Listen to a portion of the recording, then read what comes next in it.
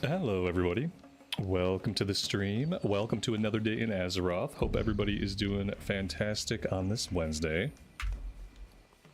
And thank you all very much for joining me. Marie, Gerald, Jess, Wayne, Talon, welcome.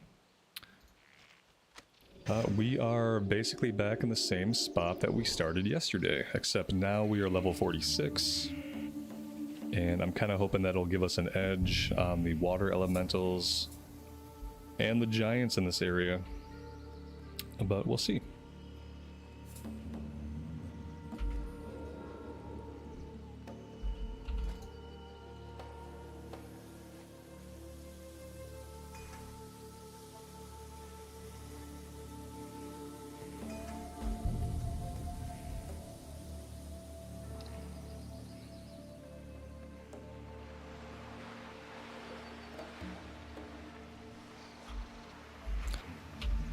Level 49, you know what, I feel like the guys on the other coast, like over this way, might have been a little bit of a lower level.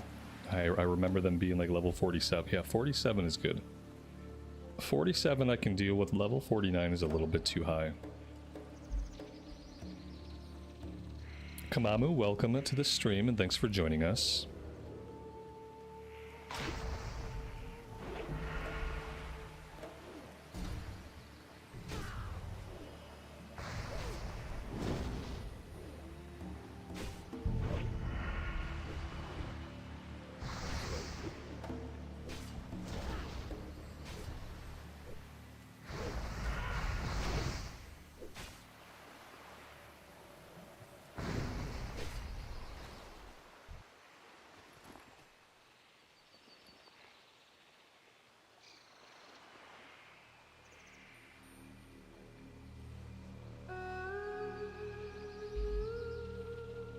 Somewhere in my bags I should have an item to shrink the giants.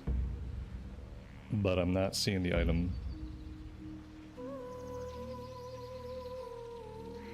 It's possible that I took it and tossed it right on the ground. Maybe we can talk to the guy and maybe he'll give us another item, I don't know. If we have to, we'll just abandon the quest and retake it. Because yeah, I must have dropped the item on the ground to clean up my inventory, not knowing what it was. Undead Adam, welcome to the stream, buddy. I have been doing okay. It has a 2-hour duration. It probably disappeared. Yeah, if it had a 2-hour duration, that would definitely explain what happened to it. Thanks for the info.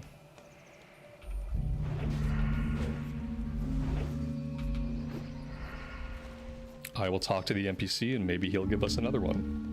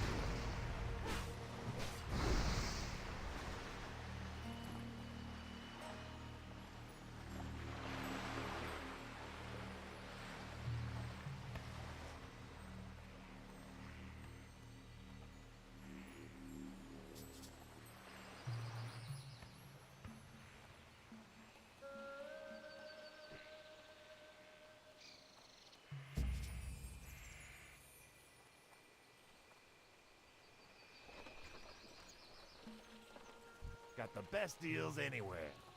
Have a good one. Hurry back. I got what you need.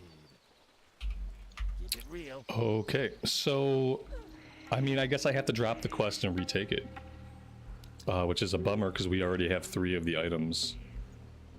So once we take the quest, we have to get it done in 2 hours. So it's basically a timed quest. Hey, yeah. That's a bummer. Glad I could help. Alright, well, we will try to get it done today.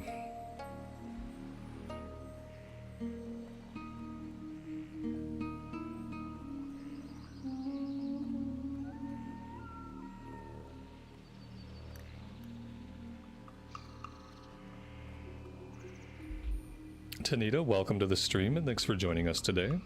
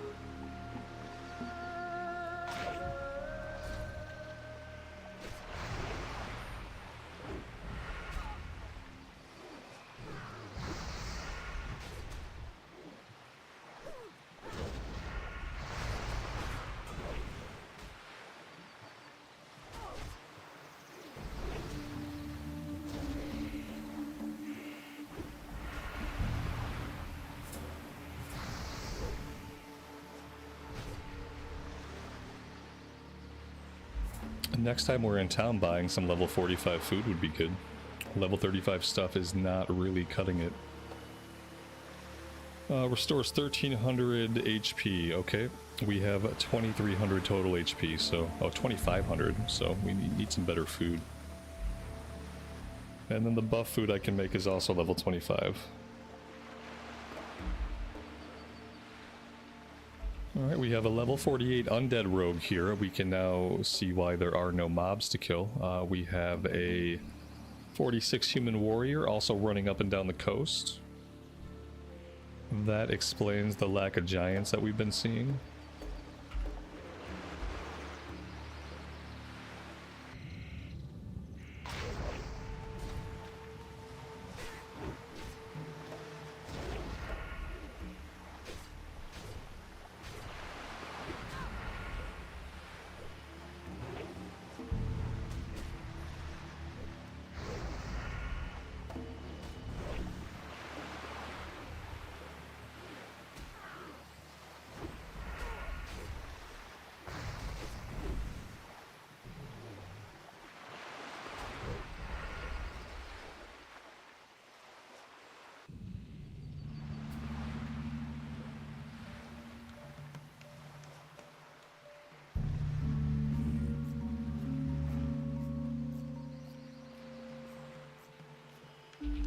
It looks like basically everybody's working on this quest right now.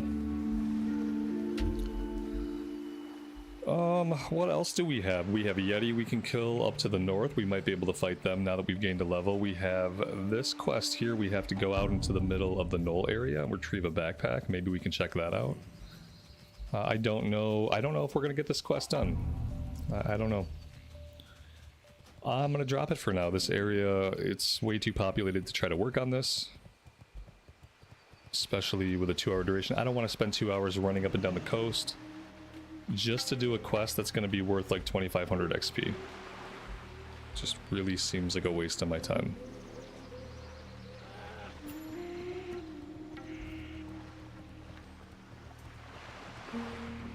The real question remains, is there going to be any place I can quest where there are actually mobs that I can kill?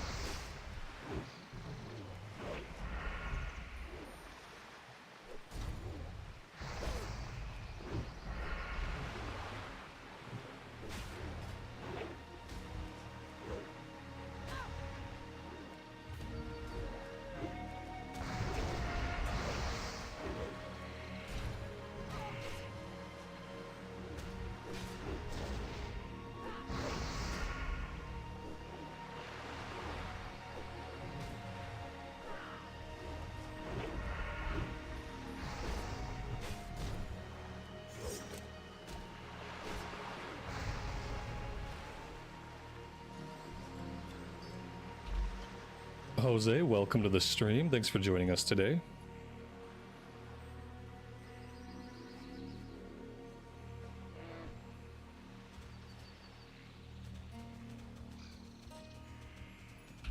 The other thing is I really hate fighting elementals. You can see just how weak we are without poisons whenever we come up against an elemental, because they're immune to, you know, about half our damage. I would rather fight just about anything else.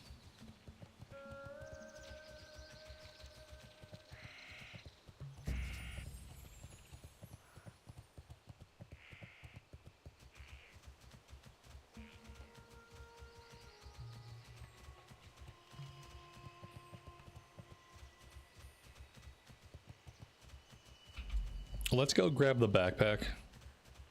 Check out the knoll area. Maybe we can do some grinding in the knoll area, depending on what level they are. I have a feeling that the Yeti cave up here is going to be just as farmed out as every other quest area that we've been in. So I want to check this first. There's some kind of follow-up to this, but it's been a long time since I've actually done this quest. Typically it sits here and I just kind of forget about it. But then again, typically I have other mobs I can kill.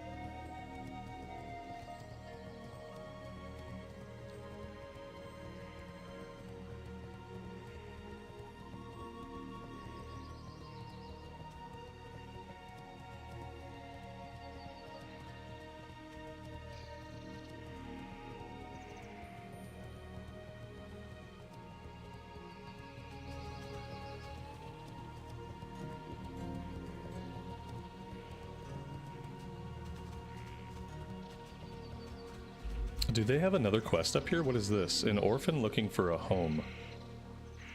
I don't know what this is. Is this like a quest to get a mount or a quest to get like a dragon whelp pet or something? Let's see. What brings you here? You'll be happy to know that we've made quite a bit of progress while you've been gone. We even saved a nest full of eggs. Unfortunately, the mother died before we got to her. Say, would you want one for a pet? They look to hatch soon, so they'll need a good mother. What do you say?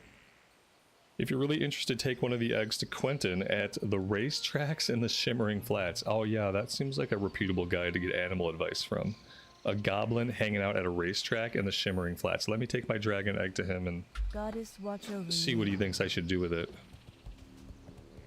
Okay, yeah, we can do that at some point.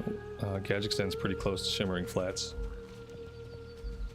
I don't know if I really care about the pet, but if there's experience involved, I need all the XP that I can possibly get.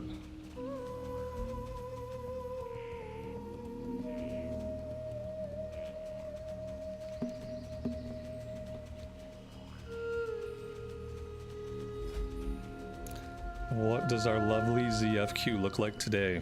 Oh, we have a ton of DPS, and we have no tanks, and we have no healers. Interesting.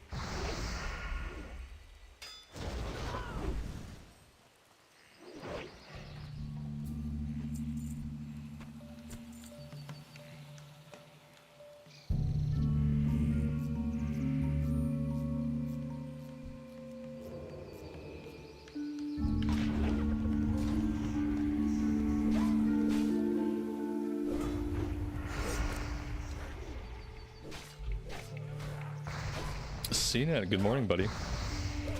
Welcome to the stream. Welcome to another marvelous day in Feralas.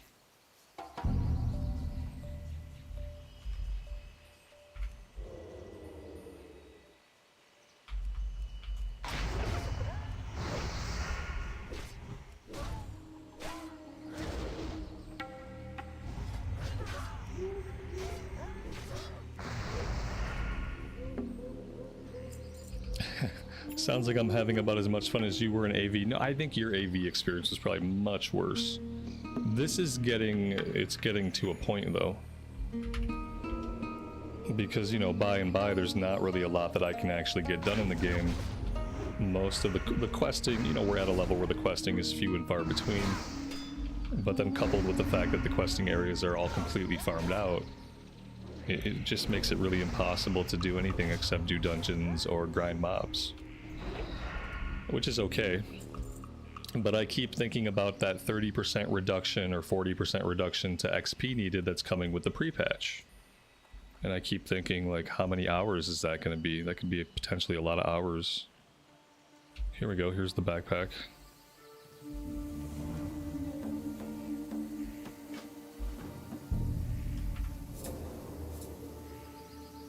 And so, like, I've started to think, like, would it have been smarter for me this week to be playing an alt and to have simply left the character at level 40? And then I could have taken the character into all the new quests in Dustswallow Marsh. We could have hit up places like Swamp of Sorrows in the same level range that also are going to have new quests. And so that's what's been on my mind today. Like, would it be smarter for me to simply be playing an alt right now? Just doing something completely different and just letting this character get rested XP until the pre-patch hits. Because I just don't know how much progress I'm going to be able to make. I don't mind sitting here and playing for 4 hours every day, 5 hours, whatever we happen to get in. And just like slowly doing what I can. But I have been wondering if maybe I could do anything else. Like, but really, like, besides, you know, I kind of want to have a priest.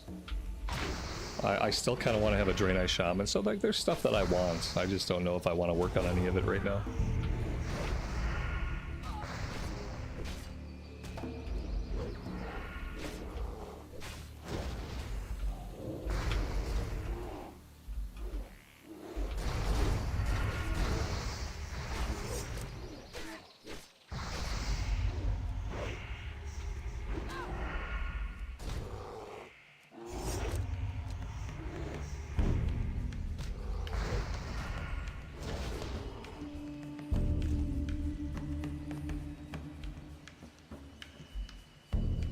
If I had like 2 or 3 weeks till pre-patch, and then I would know, like, okay, yeah, 2 or 3 weeks, even with this slow grind, we can make it.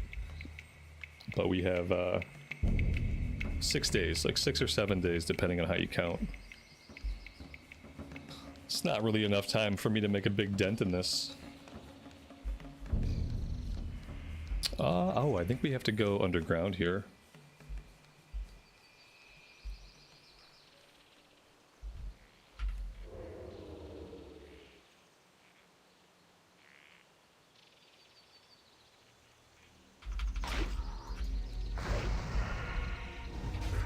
Well, the leveling is much smoother in TBC. That's why I often come back to the idea that TBC is in a lot of ways the best version of Classic. Because a lot of things that are kind of painful in Classic era, from like, you know, the level 40 to 50 range, or just how some specs, some classes don't perform well, a lot of those small issues get resolved in TBC. And then you kind of stop having, it's still a long leveling journey, but you stop having the trouble of where should I go, what can I do, where are the quests. You don't really have that trouble once TBC is in effect. Which is good, then you get to have a nice long, a less interrupted journey. Less pondering what to do and more actually being able to do. I don't really... Oh, here we go. It looks like maybe it's really close. Primordial, welcome to the stream and thanks for joining us today. Music looks like it's up a little loud today. Let me turn that down a bit.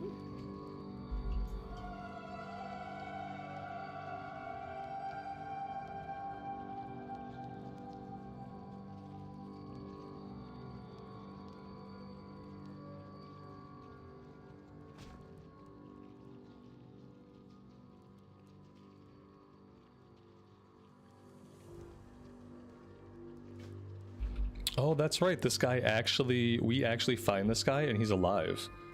You know, typically in WoW, you go looking for someone in the wilderness and 90% of the time they are going to be as dead as a doornail. This guy got abducted by Silithid, he got cocooned, and he's still actually alive. Now we send him off on his own to get back with no shoes, no pants, no equipment, no gear of any kind. So, you know, will he survive the trip back? Probably not. But at least we found him alive.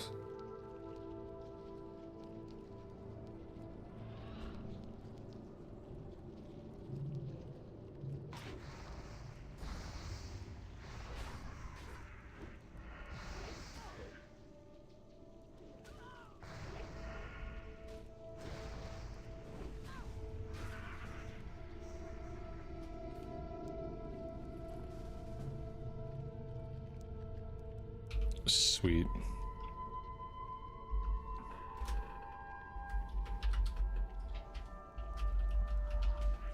Ugh. Ugh. Of course. Of course. I'm trying to type in party. I'm trying to hearth out of here. So of course I get hit by respawns.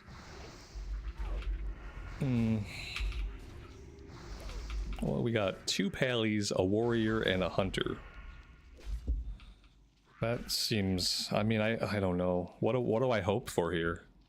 I mean, Pally DPS is going to be bad. But Pally tanks are also kind of bad right now. One of them is probably a healer, so that's good. And then we really have no AoE, besides the warrior, I suppose. Depending on what spec he is. Okay, let's go turn this quest in really fast. And then we will jump on a flight. Yeah, a Pally tank and healer. Okay, so the guy up the top here, he's going to be our tank. We'll see how that goes. I have not really been impressed by the high-level paladin tanking capabilities. The higher level they get, the worse they become. And they don't deal any damage. It's not even that they're bad at tanking necessarily, which they are. But furthermore, they just don't put out any damage at all, which really holds a group back these days. Because if you have a warrior tank, a lot of times they're going to be at the top of the meters. Okay, we gotta go over here and turn it in again. No damage equals no threat. Yeah, exactly. That's obviously part of the problem, right? It's like you're not putting out damage, so you're not putting out threat. Righteous Fury can only get you so far.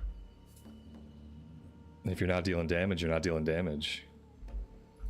How may I help? Let's see. Just take the staff to sell it. Farewell. Be careful. Another quest to go back to Darnassus. I did hit up Darnassus last night. We had a handful of things that turned in there, so I got all that stuff turned in. But that one's sending us back to Darnassus yet again, so I will have some after-stream traveling to do. That long 12-minute flight from here to Darnassus. I did train bows. I train bows, and even though I don't know if I'm going to level it up, I even train leather to the next rank. I don't know if we're going to bother doing it. But yeah, it's there as an option. Upgrade our food. Yeah, Ben, thank you. We'll grab some more food in Gadgekstan. I kind of want to drop skinning and leatherworking and grab herbalism alchemy. Maybe instead of leveling the character up, I can work on my herbalism. I might have more success at that than actually like gaining levels. So that's an option we could do.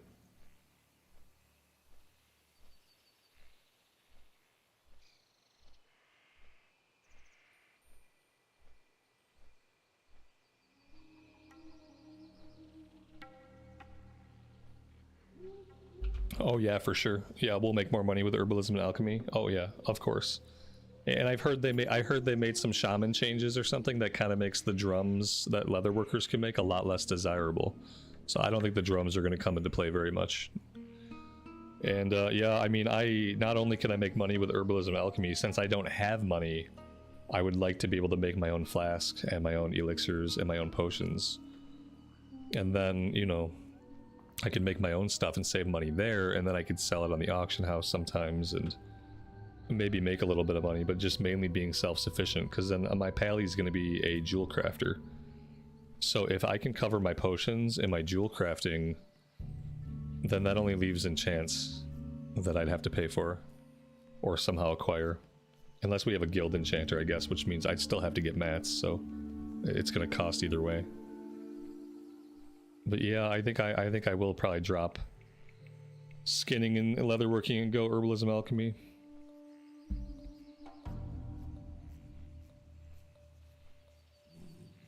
And we can do that anytime. We do have a guild enchanter. Well, that's awesome. Now we need a guild jewel crafter and a guild potion maker, and then I don't have to worry about any of this stuff. I'll make sure to put all my greens. We should have a tab in the guild bank when the guild bank becomes a thing. I know it's not right now.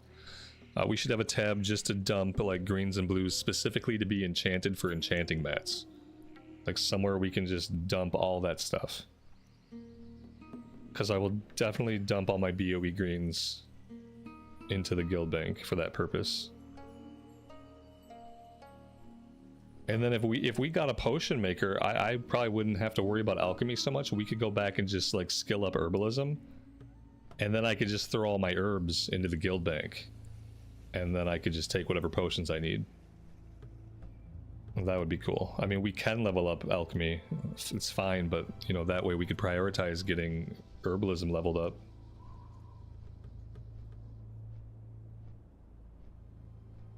I don't know. It'll work itself out either way.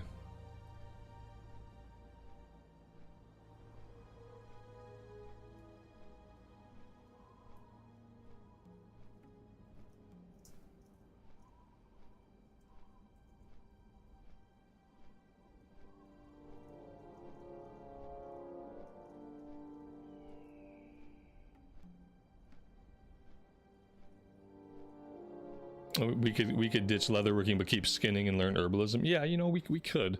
I don't think skinning's ever going to be valuable though, to be honest. You can't sell the skins for a lot. No one really needs them. There's nothing really great that one can make with leatherworking, so leatherworking's kind of moot.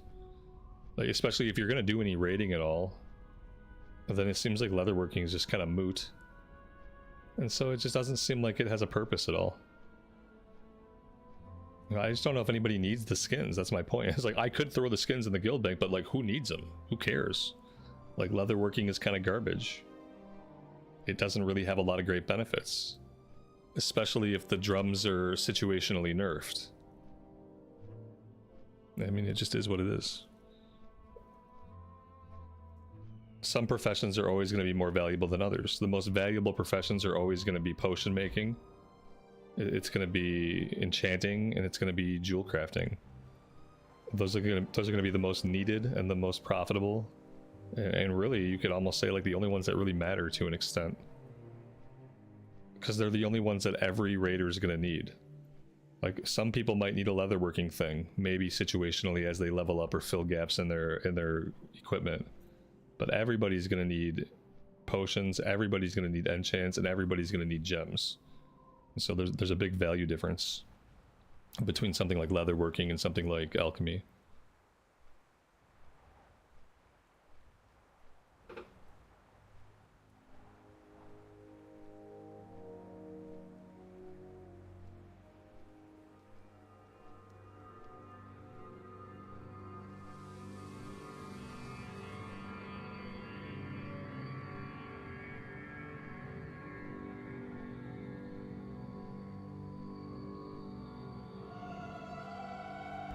Alright, we need to grab some food and we need to vendor. And we have a quest turn in.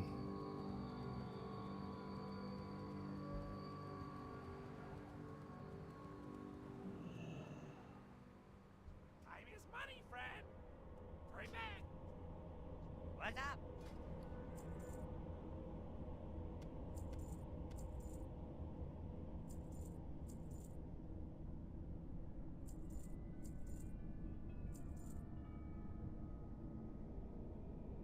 Keep it real.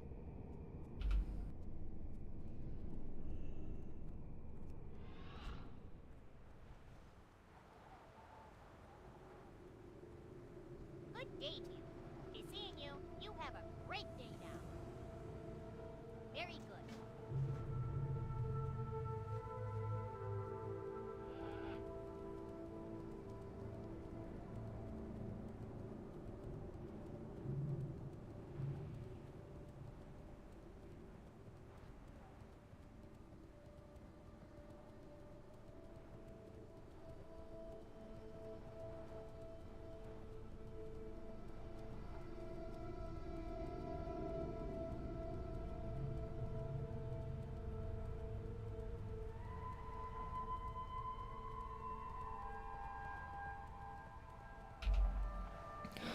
It's a need, but not a need. It's a need-ish.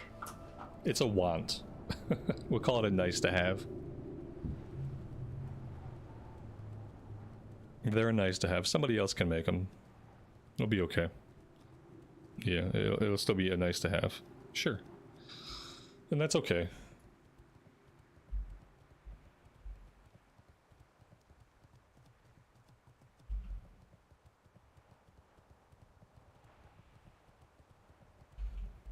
And I guess the way I see it is if I do something like alchemy, or I do something like jewel crafting, after that, all of my characters that I ever play will benefit from that. every character I play will benefit from those professions once I level them up. Whereas if I go leatherworking or something more specific, then not all of my alts will benefit from that. It might be no alts benefit, it might be just a very select number, very situationally, but everybody will benefit from potions or from gems. And forever over time, they will continue to benefit.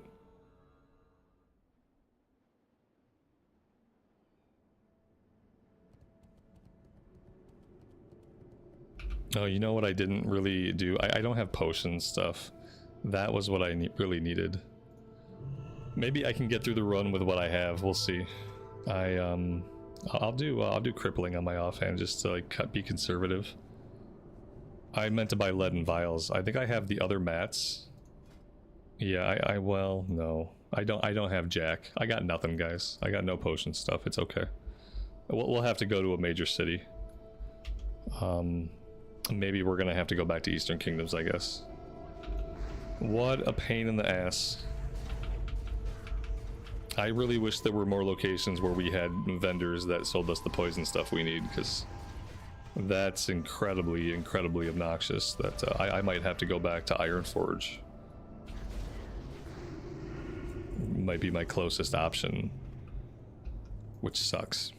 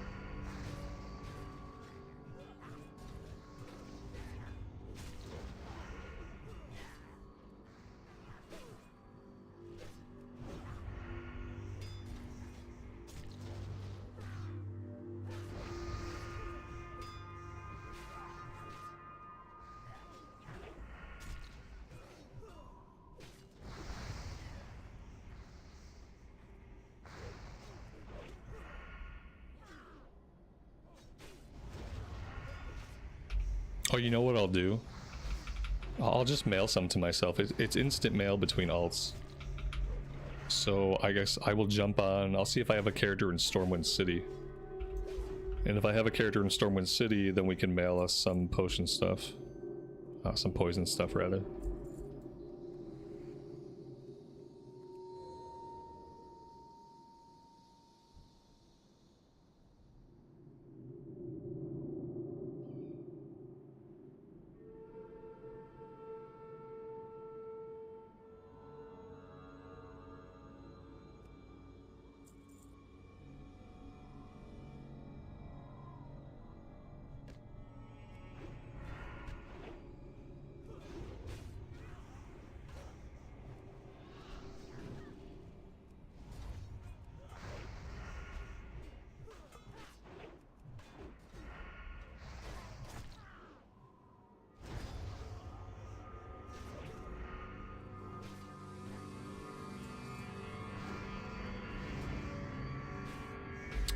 Meanwhile, our hunter is having a similar but worse problem. He says, no arrows in Gadgekstan. There's no arrows in Gadgekstan, and so this hunter has no ammo. And admittedly, that's a little bit of a worse situation than not being able to re-up your poisons. See, someone just had my idea. Buy it from a bank character and then mail it. Yeah. He's gonna have to jump on an alt, and he's gonna have to mail himself some arrows to Gadgekstan. Which is nice that he can do that. But it's kind of a crazy need. You'd think that a vendor would just sell arrows.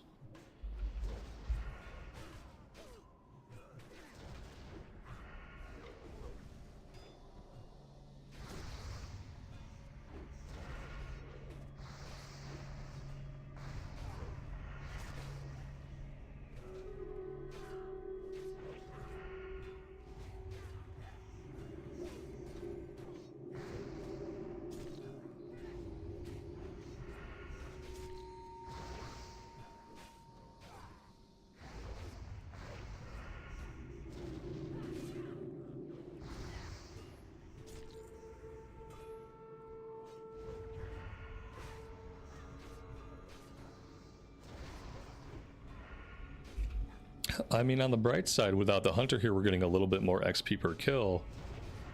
On the downside, we don't really have a lot of DPS going on. If I was a holy pally, I dare say that I would probably auto-attack mobs between heals. Like, I would probably just be auto-attacking a mob as a holy pally, and I don't really think that would get me like a lot of damage on the meters, but it might help a little bit. Why not just swing away?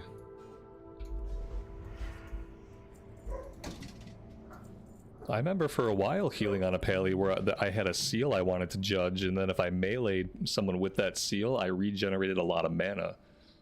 So especially in boss fights, like I had to melee as a healing pally. If I wanted to keep my mana going and just have like basically infinite mana, then I would judge wisdom. And then after judging wisdom, you'd want to be hitting the target with your melee attacks. I kind of liked that. That was fun. It gave me something else to do and something else to think about that could like keep my mana going besides just standing back and spamming heals at players.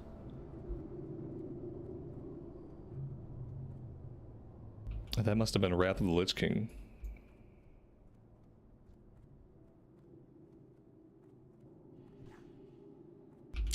Where's this guy going? Okay, he went around the corner to grab those guys.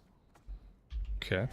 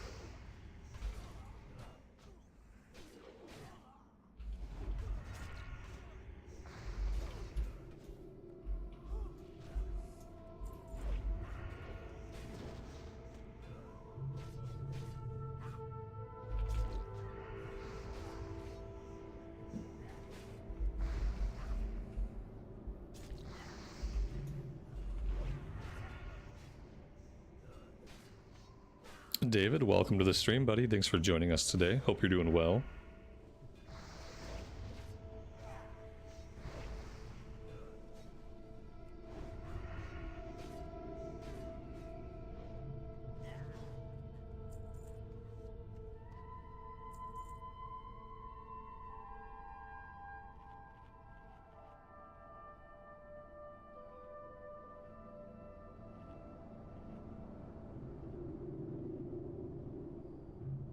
I wonder if this hunter is ever going to come to the dungeon.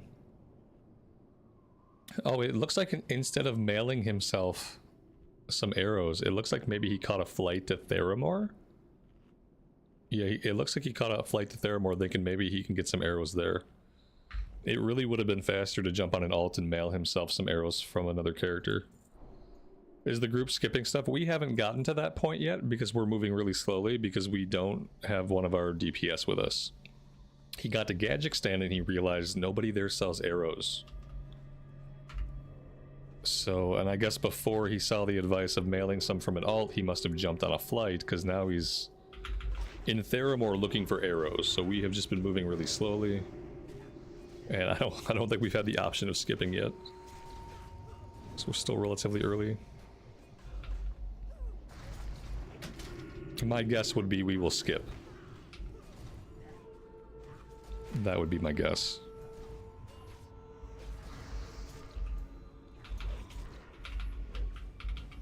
I mean, we will either skip or we will wipe. We might do a combination of both of those things.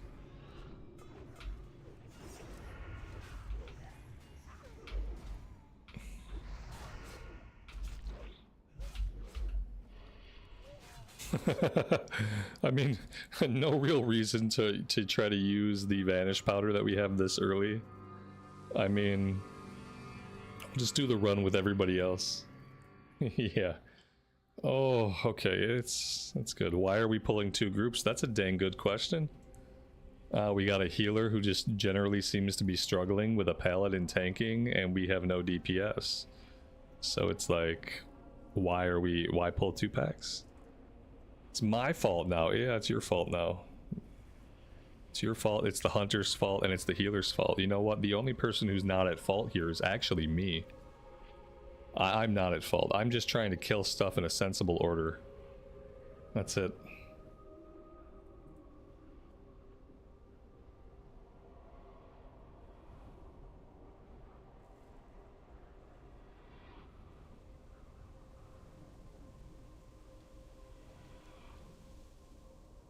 Alright, the good news is the hunter's on his way back. Presumably he found arrows this time.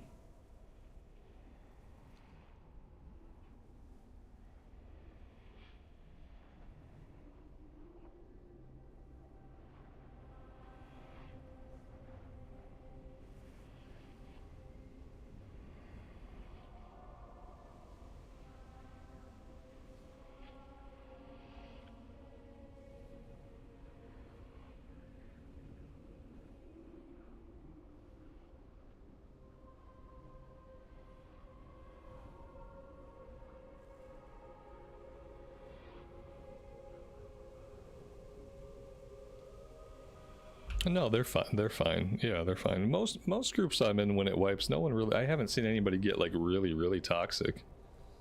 Not in a long time. Nothing that sticks out in my mind. I mean, sometimes people leave. The worst thing that happens in Classic, I find, is that like if there's like a wipe or two and somebody doesn't like it, they usually just leave. Usually, even when they jibe each other, they put a smiley in there to make sure that they know that they're not being too serious about it. I haven't had any like really bad groups in that regard. I've had stupid groups and I've had like dumb individuals, but nothing like that I would call toxic. Yeah, I mean he could just now, or he can just keep pulling, and maybe when the hunter's here it'll be better because we'll have a little bit more help. Stuff will die a little bit faster. There will be a pet to off tank things, so like it'll probably just get better. I hesitate to talk too much garbage about any healers or any tanks because I look at the queue every day as a DPS and what I see is a big lack of healers and tanks. So I would rather these guys be out here trying and failing than just not trying at all. Because the future of this game looks really bleak for like people who pug because there just aren't enough healers and there aren't enough tanks. So if you're trying to pug DPS, like I feel like in TBC, life is going to be hard.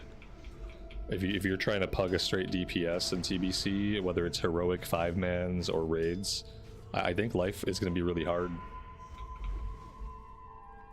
Because there just aren't enough healers and there aren't enough tanks.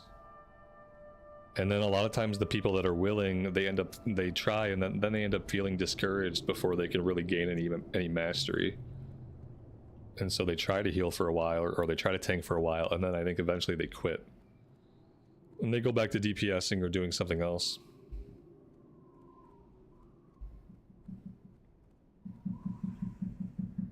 Yeah, I think I'm gonna do a priest healer. I don't know. I have a few different ideas. Like I keep vacillating between priest, holy pally, and elemental shaman. I've never healed on an elemental shaman before, or on a resto shaman. I've done most of my healing on a holy pally, so I know I like that. And I never really had the opportunity to do much healing on a priest.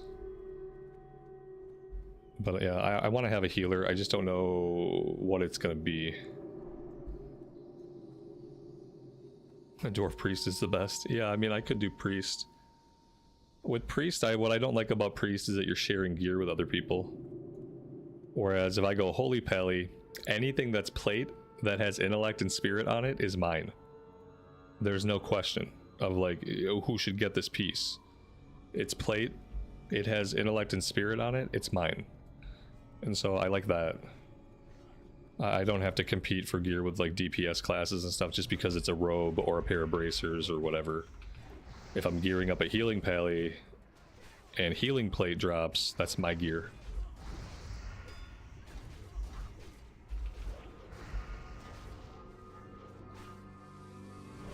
Unless you're a holy warrior. Yeah, there you go.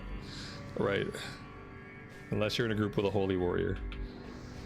The only caveat to that is, you know, like leveling up, it's a pain to carry 2 sets of gear around, right? So that's the big problem with the holy pally, is like, sure, we can be a holy pally, except until level 40, I'm just gonna be a rat pally. And then at level 40, I have to start carrying around an entire different set of gear. That's gonna take up a lot of bag space.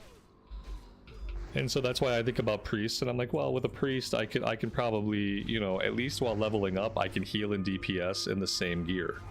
I don't have to carry a different set of gear while I level the character up to 70, and then when I'm at 70, you know, then I'd probably have some different items for a shadow build as opposed to like a holy build. So I think about that. Same thing with elemental shaman. Like if I go elemental shaman, at least leveling up, the gear is the same. So I don't have to worry about having 2 sets of gear as I level up. So that's kind of where I'm like, I'm pretty torn. Because I want to be able to practice the healing and do the healing as I level the character, you know, like do 5-mans as we level up like we always do. And I want to be able to heal those so I start to learn how to use the class. I don't want to wait till 40, say I'm like the pally, and then like, oh, let's pick up healing now. I don't know if that would like sit well with me. I hate balanced druids though, man. Notice how I don't even talk about druids when I talk about healers? Because yeah, we could wear most of the same gear on the balanced druid too, but I mean, I hate boomkin. You guys all know that about me. And I don't want to be a boomkin, and I don't want to be a tree. That's all. I just want to be my character.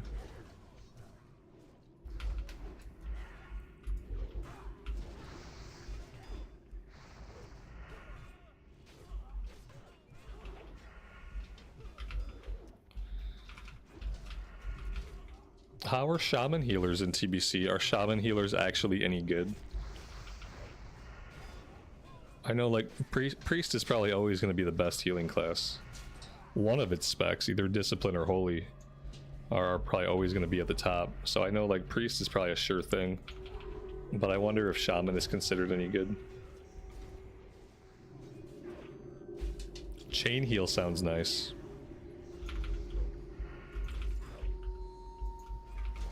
Spam chain heal. Pad those healing numbers. They're technically the best healers for TBC. Oh. Okay. Huh. Interesting.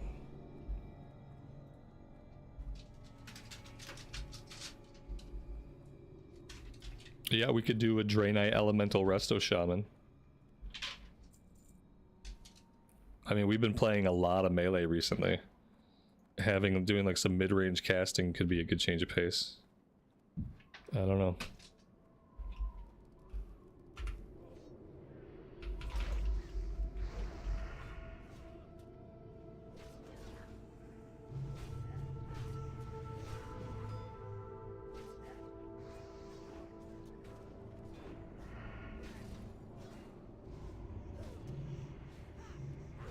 Yeah, but as a healer, like, what totems am I going to worry about dropping, like, on the regular? I'm probably going to drop, like, I can only drop 1 water totem, so I'm either going to drop a healing totem. I'm probably going to drop Mana Stream totem. Like, for sure, Mana Stream totem goes out. Maybe Stone Skin, maybe Strength of Earth for melee. As a healer, I don't really care about totem management, because that's just part of that's part of my healing kit. Where totem management's really annoying is, like, trying to DPS. I think like being a DPS and having to worry about your totem layout is probably more annoying than a healer. But yeah, it's something that I'm not used to doing for sure.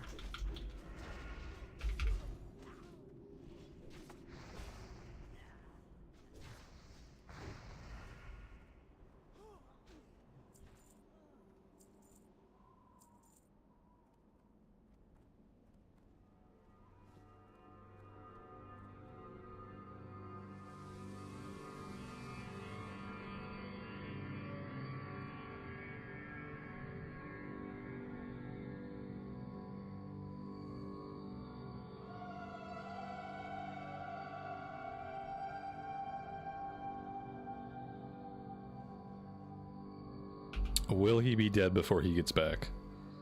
That's the real question. I like how he just didn't get a single heal.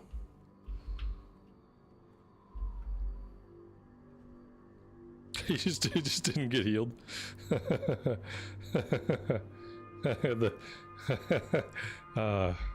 boop. Yikes.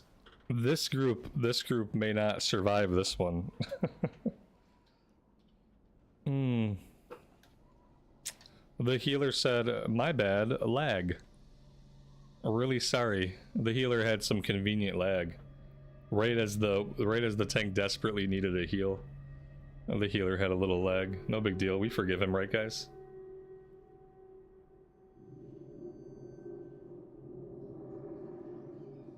You let them hit your back. Like, yeah, he pulled. You're right. He let him hit his back. This is true. Like, I think that was implied in his maneuver that he was going to pull them back. They were going to be striking him from behind. You know, which is not the greatest thing, but like, you know, sometimes stuff doesn't work out perfectly. Now, obviously, if he were a warrior tank, he could have shot them with a bow or a gun or a crossbow, or he could have thrown something in there. But as a pally, all he can do is run around and flail himself around, and that leads one to being struck in the back many, many times. It's just a limitation of his class. He can't really do anything from range. Yeah, you got a little bit of range on judgment, so maybe he should have tried that. I think they still would have caught him and still would have hit him in the back, though. I don't think that would have changed.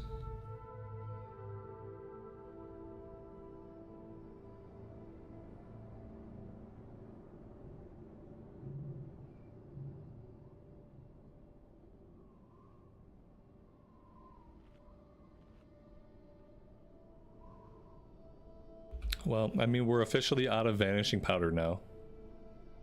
And I have a feeling this is not the last whoopsie that we're gonna pull with this group.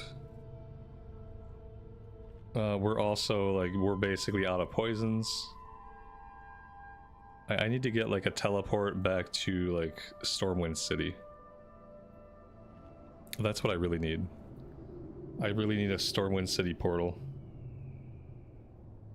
I need to get back to civilization. I need to restock on all the things I need. I have to put this blue sword we found on the auction house before I accidentally vendor it. We found the serpent slicer in a chest the other day. Yesterday, and this is a pretty good sword. It's just not better than what we have. So I'm gonna sell it. I'm hoping to get like 20 or 30 gold out of it. That would be nice. This item begins a quest. That's great. There we go. All right.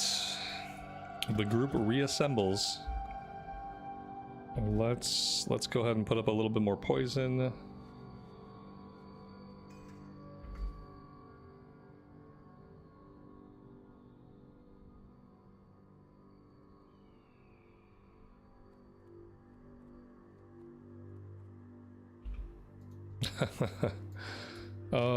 Yeah, maybe we don't try the exact same thing.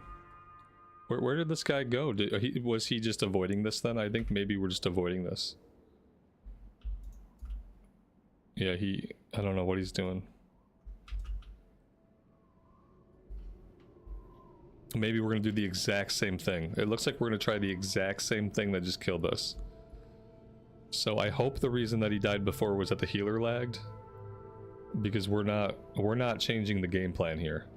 The game plan is still run in there, pull everybody. Now he's backing up at least. At least he's not getting hit in the back this time. I mean, the plan got a little bit better. I still feel like there was a different way, but we'll never know.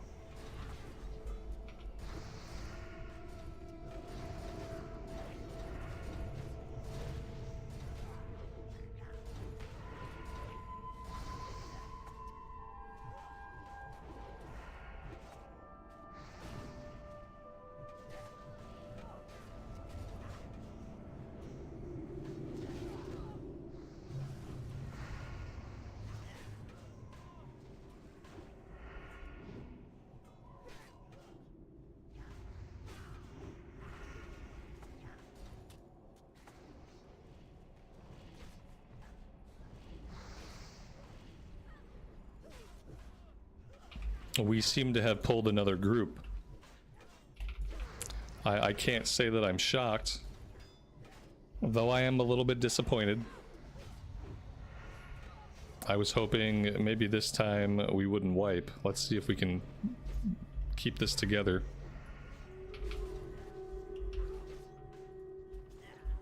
Okay. So you're telling me there's a chance.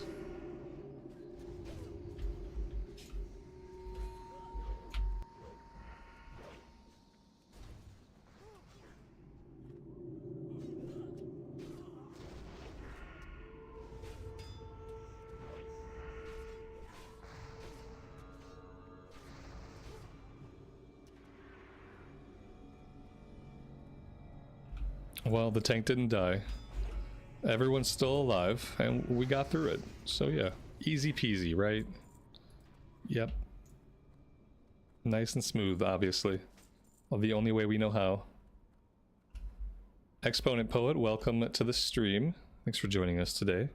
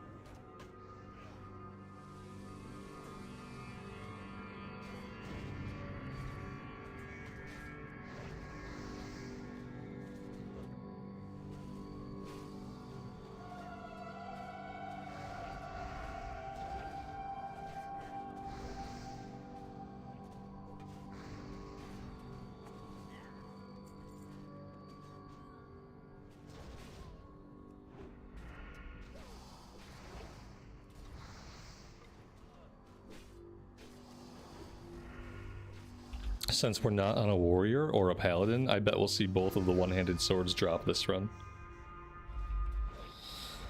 This one is 1.7 speed, 65 top end, 29 DPS. This is not better than what we have, but it's also more of a tanking sword. It's got some natural parry on it, increased chance to parry by 1%. And then if you get the second one-handed sword from the other boss, you can combine them and you can make an epic two-hand sword.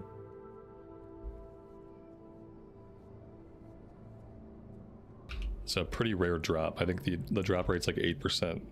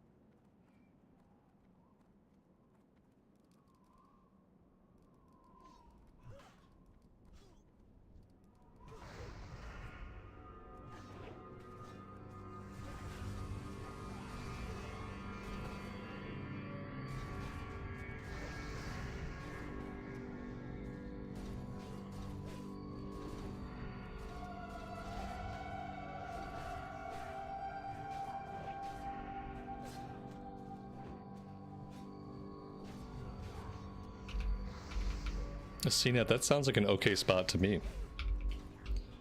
It sounds like you just bought yourself like 9 days of not having to level anything. It's not a terrible place to be. A paladin right now is absolute garbage. I wouldn't play it either. And I've already done it once, 1 to 60 in classic era, so I definitely would not. After having that experience once, I never would do it again. It'll be much better after pre-patch hits. But I would say just shelf it. Shelf it completely and play something else. Or if you go back to it, you'll have rested XP.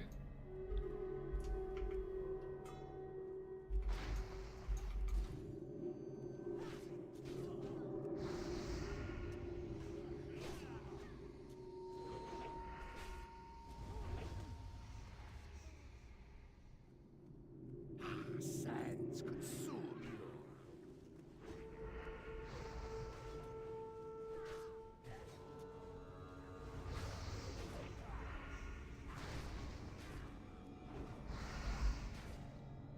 Carrie, good morning to you and welcome to the stream.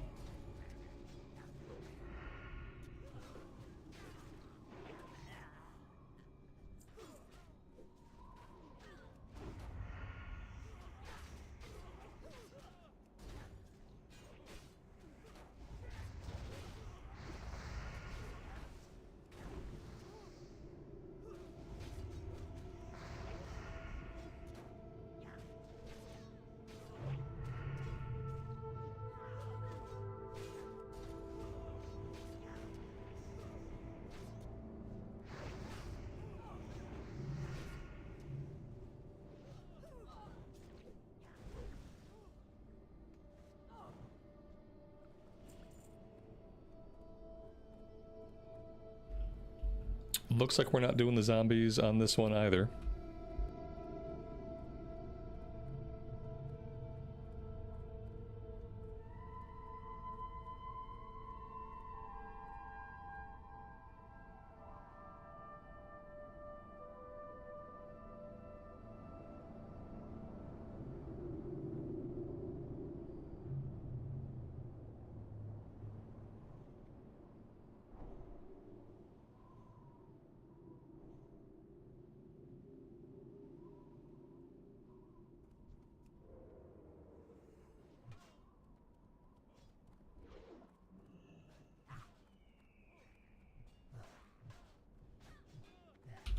Is there a quest for the zombies? No, not at all. It's just supposed to be there as extra kill XP. It's a big chunk of kill XP if you clear the whole room. And with how much time it takes to get a group together and to get an invite and to get out to the dungeon, I just don't understand why more groups don't want to clear it. Because you've already taken all the time to get the run together. Especially if you're DPS, you can wait up to an hour before somebody invites you, so it just sucks to leave XP laying in the grave. I'm only here for the XP.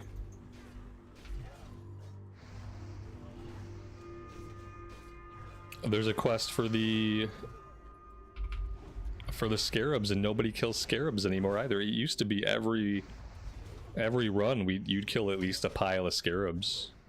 But unless it's like, we had the one guy, like he went and he pulled a bunch, and if we hadn't done that, we wouldn't have killed any scarabs. But, you know, you hardly ever clear the scarab room anymore.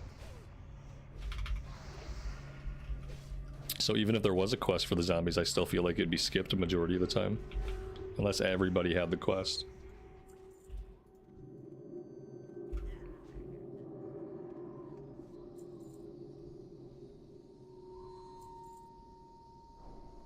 If I get this character to 50, I don't know if I'll have the will to grind dungeons.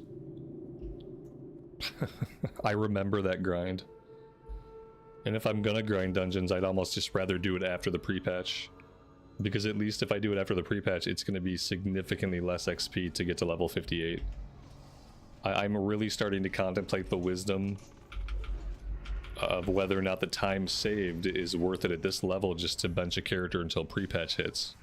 Just wait for all the XP changes to roll in. Like, for instance, let's take level 46 to 47 as an example. We're halfway through the level right now. Let's see, how long have we played this level?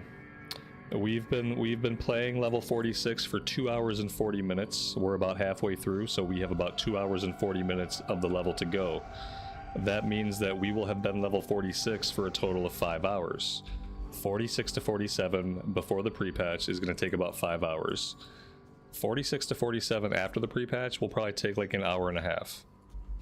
Maybe 2 hours tops.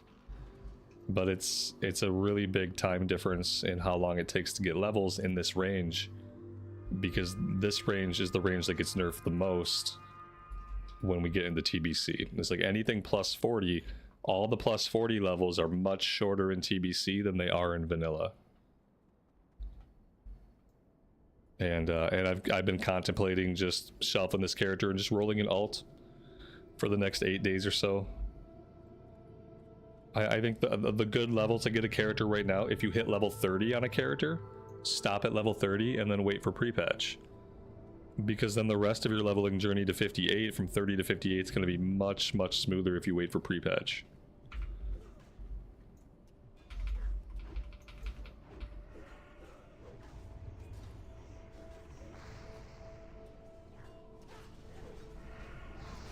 They should just give me Joyous Journey. They should give me specifically Joyous Journey. But yes, they should have put Joyous Journey in this week. That's what I've been saying for like the past month. Is that I just really wanted, for the week leading up to pre-patch, just for this 1 week leading up to pre-patch, they should have put Joyous Journey in the game. And then you wouldn't be sitting here like, I wouldn't be sitting here thinking about shelving my character. It sucks that this is my main, but if I'm like, if I care about my time at all, which, you know, like I care a little bit about my time. I have more time to play the game than some people, but not as much as others. And so I do care about my time to some extent, but I don't like being in the position where the best thing I can do for myself is to shelf my main character until the pre-patch. That sucks. Because I'm having a blast playing the character, and it's what I want to be doing, but when you're talking about 5 hours to get a level or an hour and a half to get a level, well, I want the hour and a half to get the level. That an hour and a half is already a long time to be a level. So it makes it hard. Without Joyous Journey, it makes it hard not to shelf the character and just wait till pre-patch hits. It just sucks that they didn't think about that. Your hunter's level 47, don't log in. If you're level 47, don't log in. Wait till pre-patch. Your life is going to be much more enjoyable if you wait. It's a cute It's a very significant difference. That's the problem.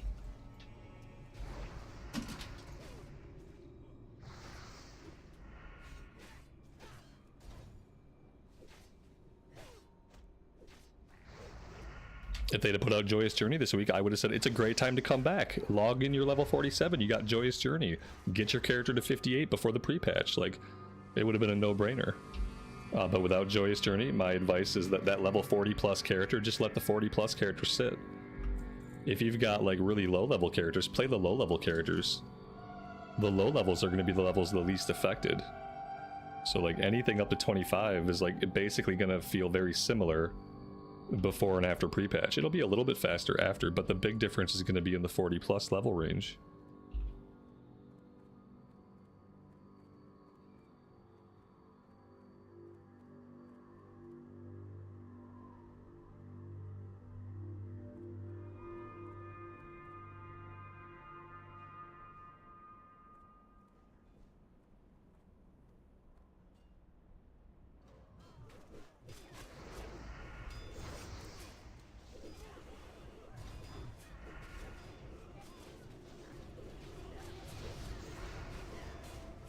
Unbelievable.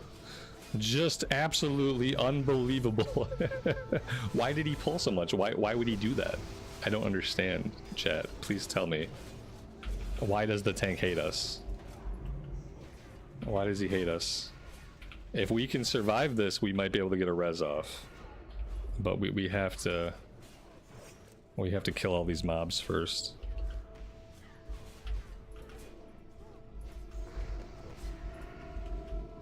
Oh god, we're never gonna get out of combat to res.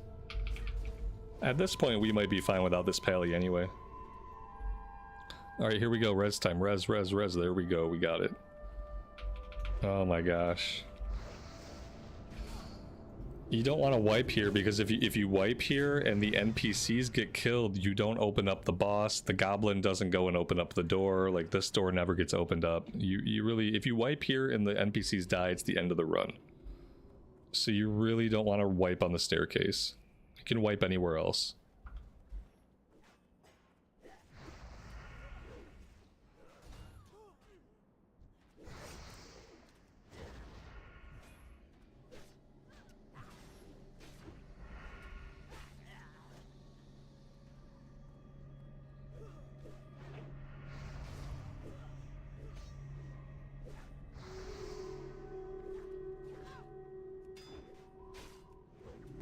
Yeah, we're lucky that he got the res off.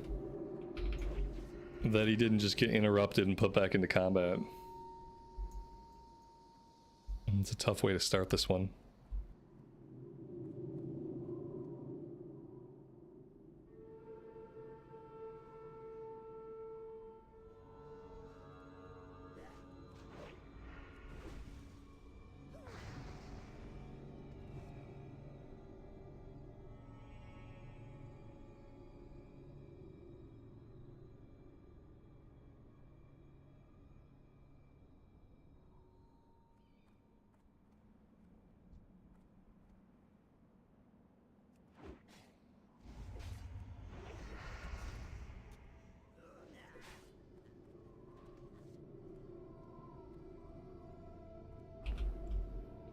Karen, good evening to you and welcome to the stream. Thanks for joining us today.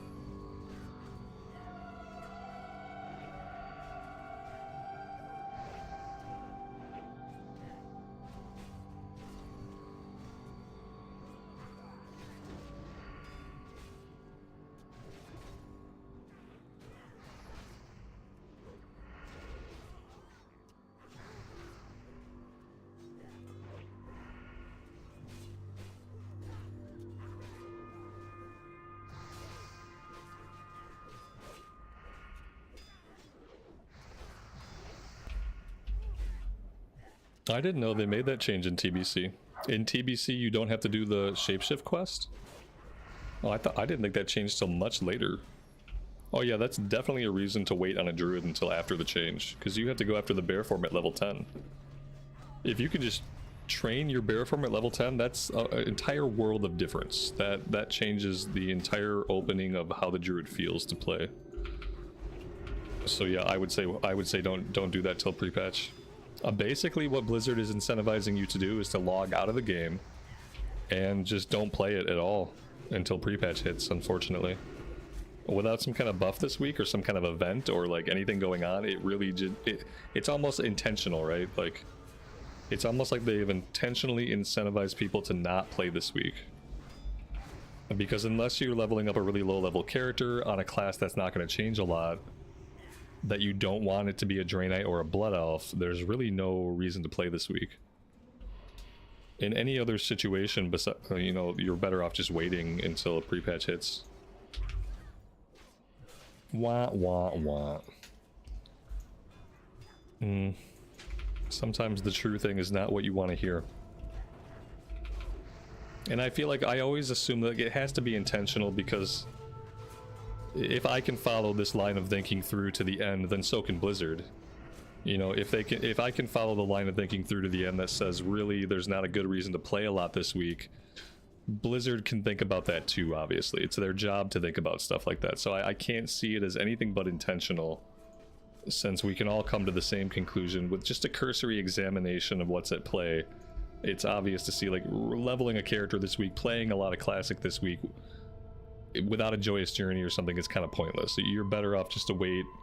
You have, what, less than a week until pre-patch. They want you to go play retail. Yeah, they want you to go to log into retail for this week, and maybe then you'll spend some money on the cash shop. Maybe you'll realize how broke you are and you'll buy a WoW token.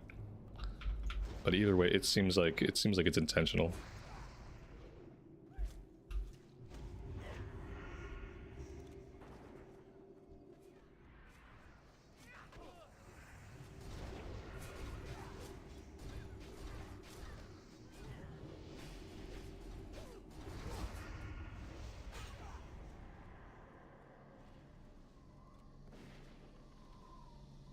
I don't know, I just don't think there's a big group of those people left. And they satiated those people that you're talking about already. They gave them the Classic Era realms. And they promised there would be no more changes to the Classic Era realms. And so those people are done. It's a good theory, but I feel like we can no longer consider those people when we consider why Blizz does stuff. Blizz has satiated that small group of people that didn't want changes, and they said, look, the Classic Era realms are as close as you're going to get to no changes. If you want no changes, you play on the Classic Era realms, and that's as good as it gets. And so I think we're done with those people for the most part. I think it's just... I think it's them wanting to incentivize people to spend a little bit of time playing other versions. I don't know what's going on with Pandaria. Maybe they want people to go play Pandaria for a bit. I don't know if Pandaria is a dead game now, or if there are still active players that are enjoying it. Nobody talks about Pandaria in the streams, so I never know anymore what's going on with that. No, it's always about money. That's my point, is like, if we've thought about Joyous Journey, they've thought about Joyous Journey. If we've thought about the consequence of not really having anything exciting this week, they've thought about the consequence of not having anything exciting this week. And then therefore, you know, the corporation's incentive is to make money. If we play another version of the game this week, there's a chance we might spend money. Because whether you go over to MOP and play MOP, you got the WoW token. If you go to retail, you can buy a token, you can buy whatever. So, you know, it may not be the main thing, but it's a thing.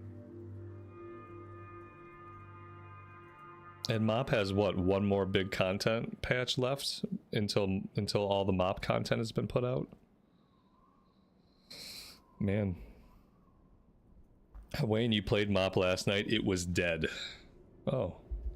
Yeah, like I said, no one talks about MOP anymore. No one asks about MOP, and no one talks about MOP. And so it feels like MOP is well and truly dead, except I think there's one more whole patch left. Technically.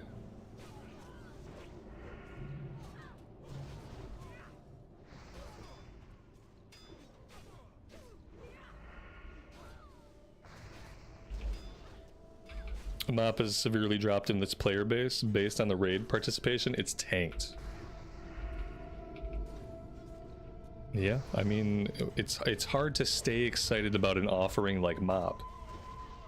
I think if they're gonna push through the next expansions, I think like getting the content out faster is gonna be better.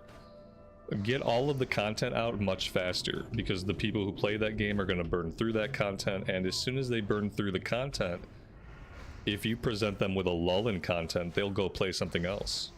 You know, they'll come back to Classic Era, they'll go to retail. I think for Mop, and if they do WoD or if they do Legion, I think like you want to push the content out really quickly. If you want participation throughout the whole of the content, then you gotta get it out fast.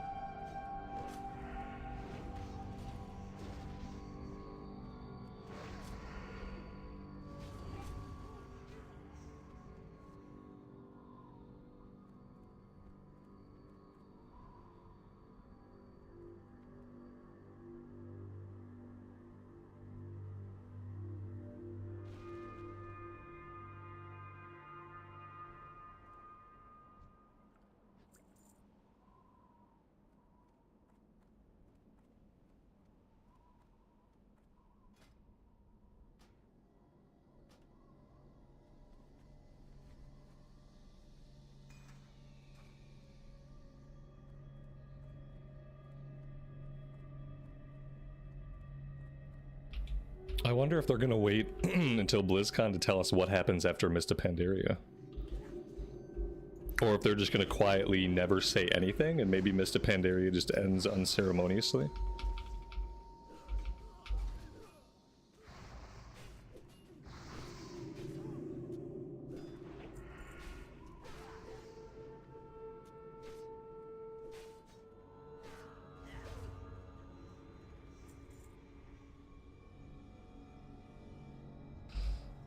Yeah, I think the idea of playing Mop to wait for TBC was very big. I think a lot of people did that. I think a lot of people did that consciously, and I think there are more people that were doing it unconsciously. Like they were playing Mop and they were enjoying Mop, but then when the more they thought about TBC, the more they thought, yes, I would rather go play TBC. And then as soon as the pre-patch date was put out, they were like, okay, yes, now is the time. Now I know I've been subconsciously waiting for TBC, and now I go play Classic. That probably happened to a lot of people. Especially if you're in a content lull, where you know you've done everything you want to do in the game and there's really not a lot on offer. Eventually they're going to have to talk about what's going to happen next, if anything. What happens to those characters?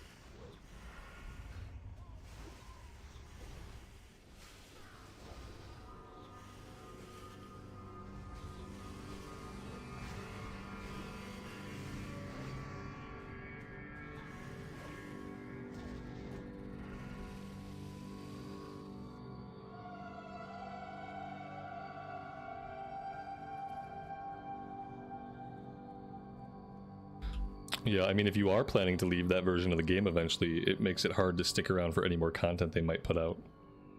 If you already know in your heart that you're bound to leave, there comes a point where the floor falls away and you're like, oh, I don't care about this anymore. This desert be mine.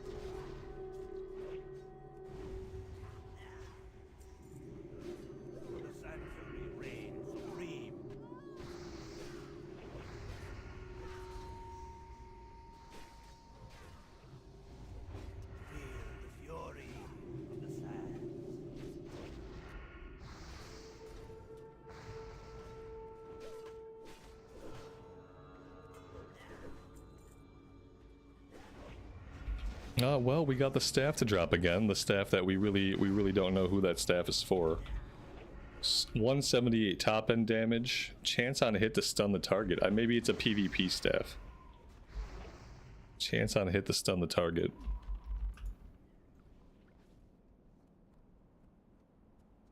Alright, I'm kind of hoping that we're done, but maybe we'll go to the other side. I don't know if anybody has the mallet or not. Does anyone have mallets? Not I. Let's see. The hunter says, have to go, see ya around. Okay. I think that basically seals the fate of this group. Let's go ahead and we'll hearth out of here.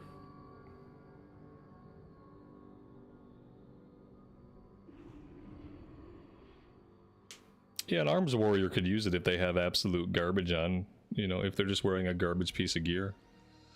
Like a green sword or something, then they could upgrade into that and that'd be okay. Other than that, I don't know. Because I don't think the proc will work for a druid. I think if a druid wears that, I don't think their bear attacks or cat attacks will count for weapon swings. I don't think it'll proc the stun. Unless you're actually swinging with the weapon. I could be wrong, but I think that's how it works. Okay. Here's the deal. We have to go back to the Eastern Kingdoms. I need to find somewhere with a shady goods vendor, and the only place I know where I can find a shady good vendor is going to be at a trainer. And so I have to go back to Ironforge at least. If we go back to Ironforge, I guess we can make our way down to Stranglethorn. We still have a couple of things we can do in Stranglethorn.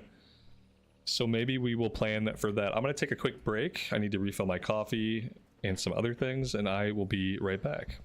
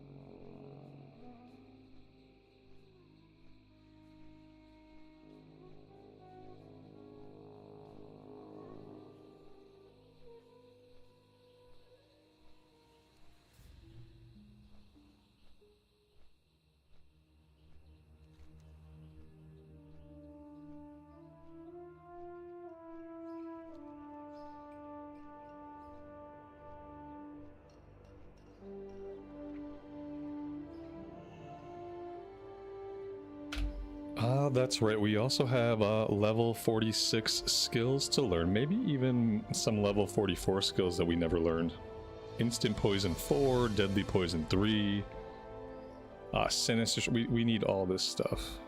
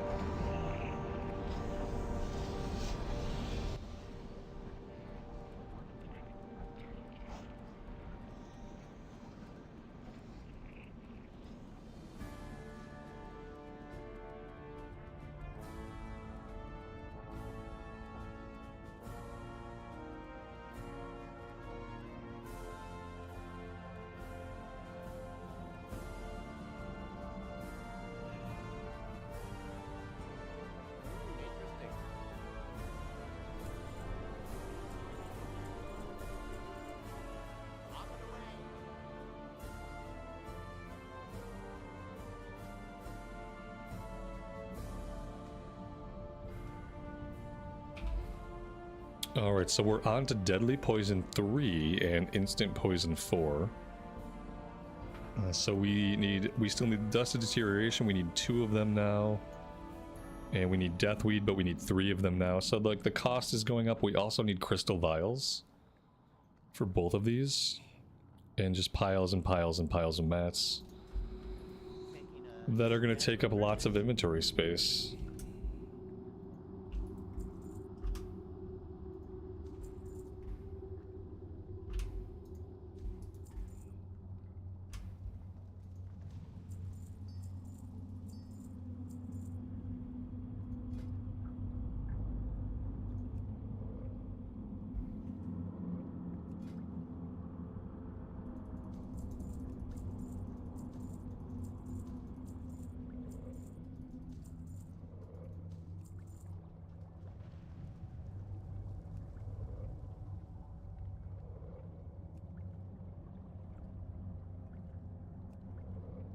You have a great day now.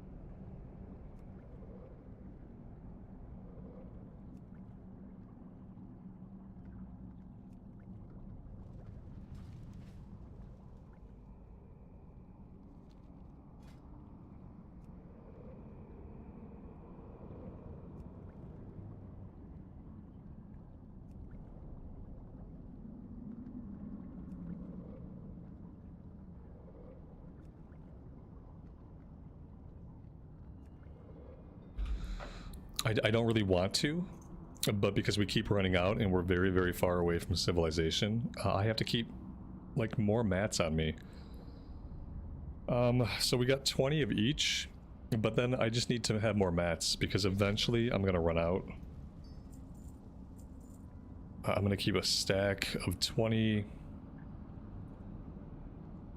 And then we need... I think we're good on that. We need more Deathweed.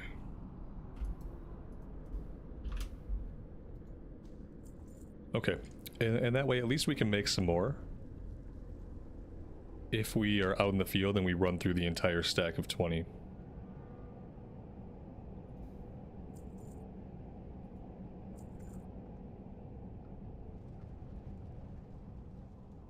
And then we also need flash powder.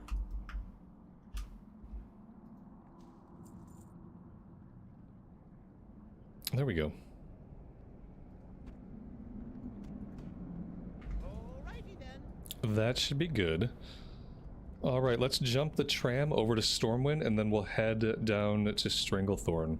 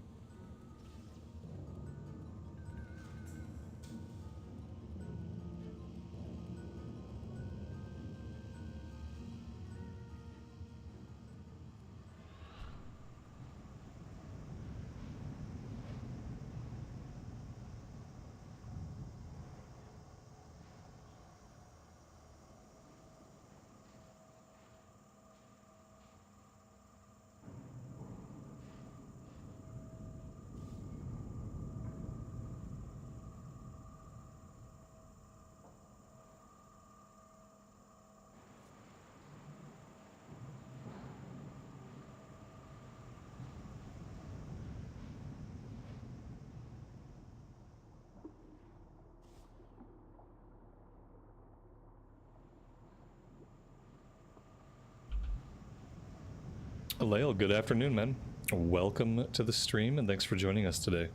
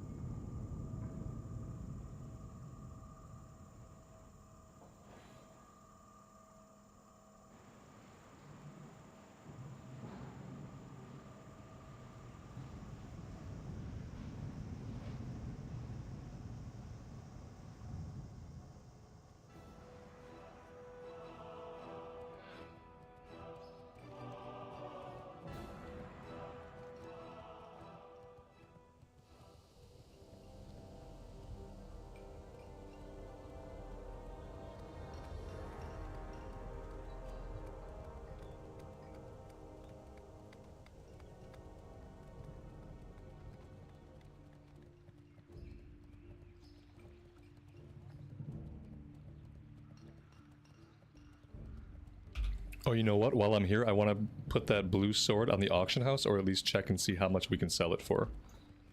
If I can't sell it for at least 20 gold, I'm probably just going to put it in the bank and hang on to it. I don't know if I'll ever have an alt that needs it or wants it, but you know, maybe someday. Anything's possible. It's a pretty good sword.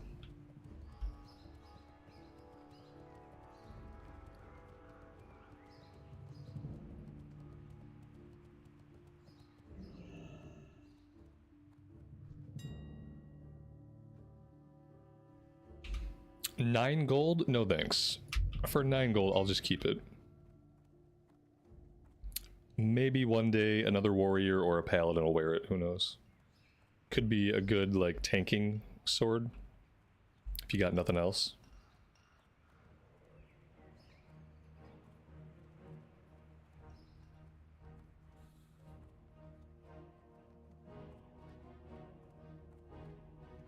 Light be with you.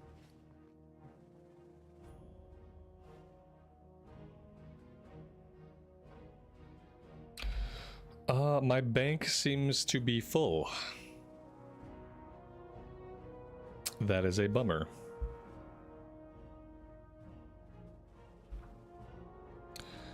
Ooh, ouch. Oof. That's painful. I'm gonna buy it. So I can do that. 10 gold, ouch.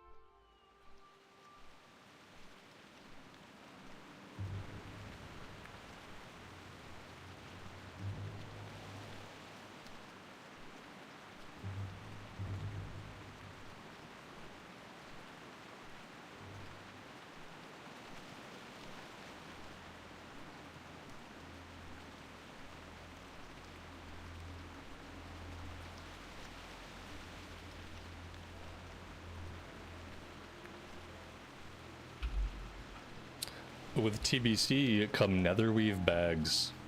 Yeah, that's true. Netherweave is going to become the new standard of bag.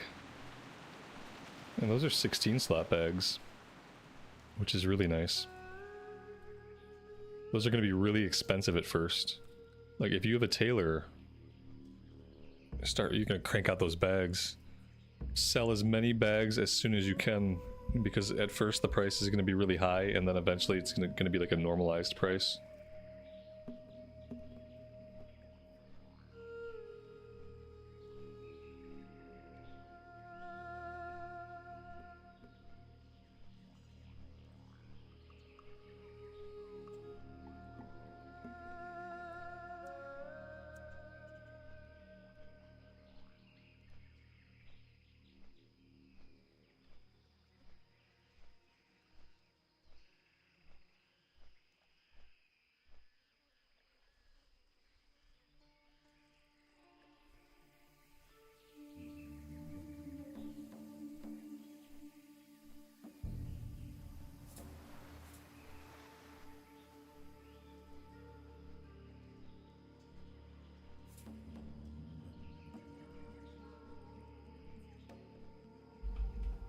What would make more money? Alchemy or jewel crafting? I don't know. It's a good question. Both of those things are things that raiders will always need. Raiders will always need jewels, and they'll always need potions and stuff. I feel like either of those would be a good choice for money making.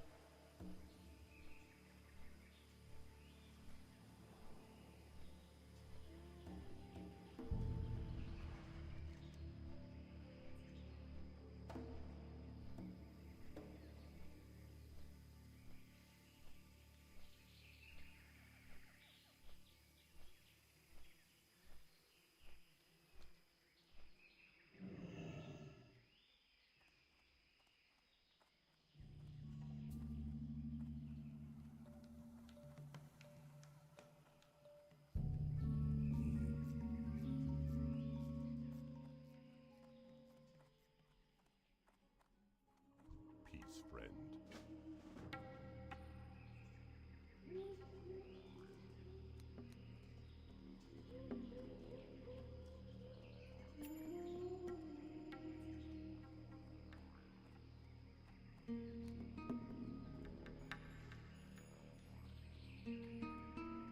Hey there. Have a good one. See you around. Be careful.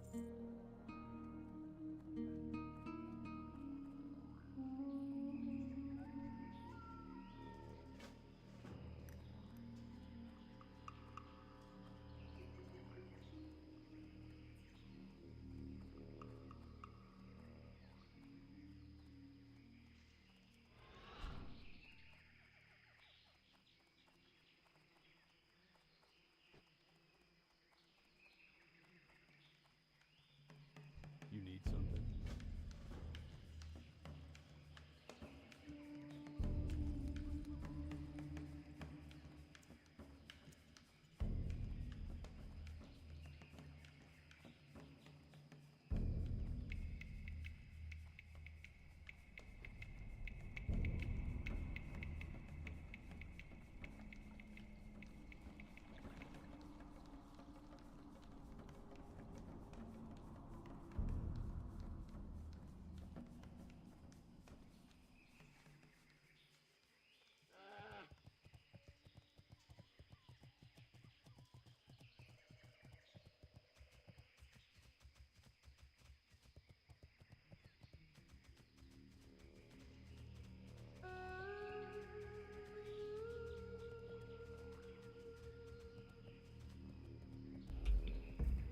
Alright, we're gonna go after the pirate captains.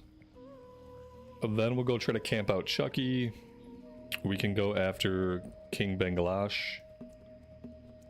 Heart of Mach is going to be impossible solo. And then maybe we can find someone to help us take on the Sea Giant.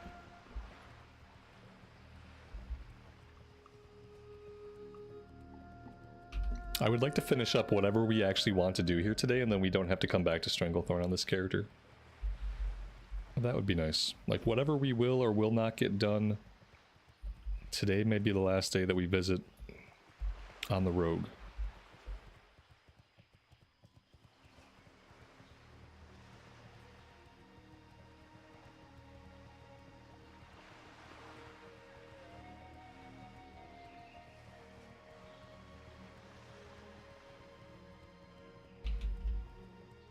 Do I have the highest rank of Sinister Strike? Yeah. It updates automatically. Anything that doesn't use mana. If it doesn't use mana, it'll automatically update.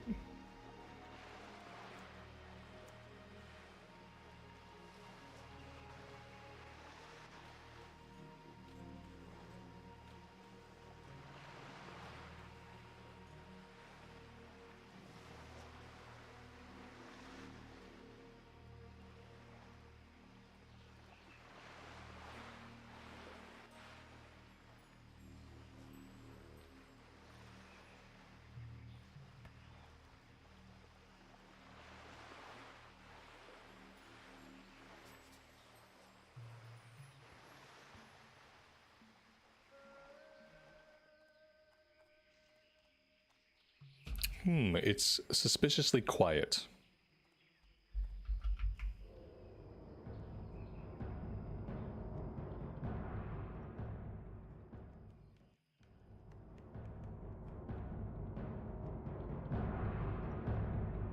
It looks like somebody killed him recently. There's no body, so he could respawn soon.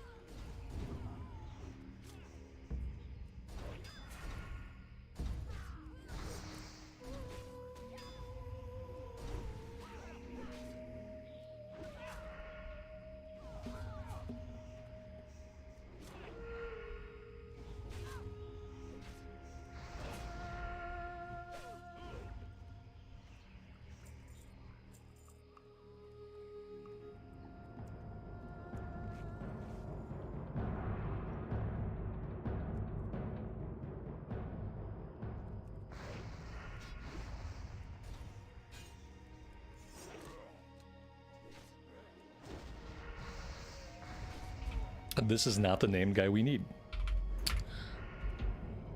This is the name guy we need.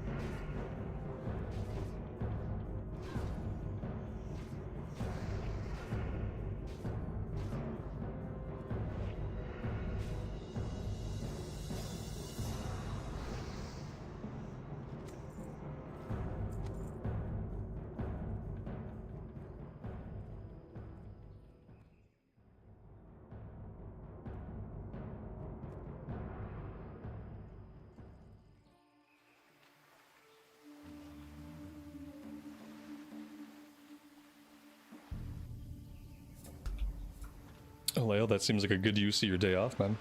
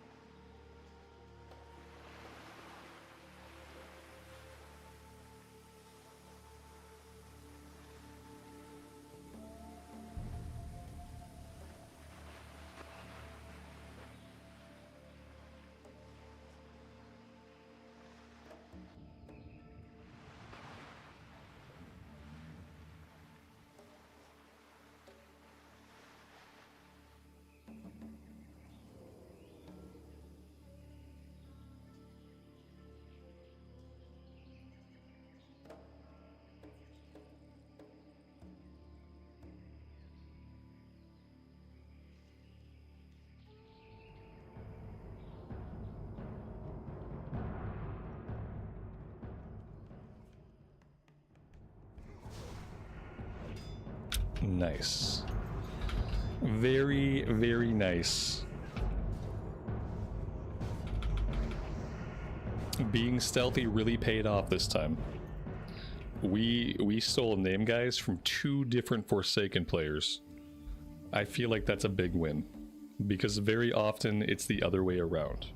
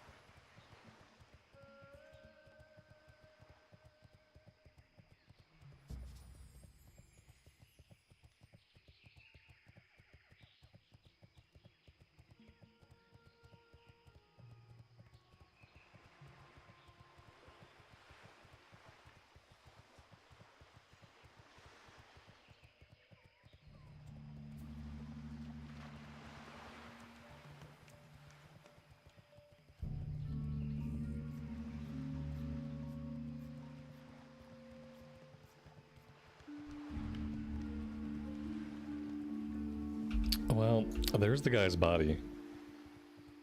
He is level 47, so I don't think we can do that one solo. We'd have to find a group, but we'd have to find him first. We'll come back and check on him later on. If we find him alive, I don't mind spamming for a group, see if we can find some more players to help us out. But if he's dead, then that's another matter. Let's come up here to the ruins and see if maybe today we can find... Who are we looking for? We're looking for Chucky's huge ring. Chucky was well and truly camped out last time. But also, I think I was waiting for him in kind of the wrong spot, so... Maybe today we'll have better luck.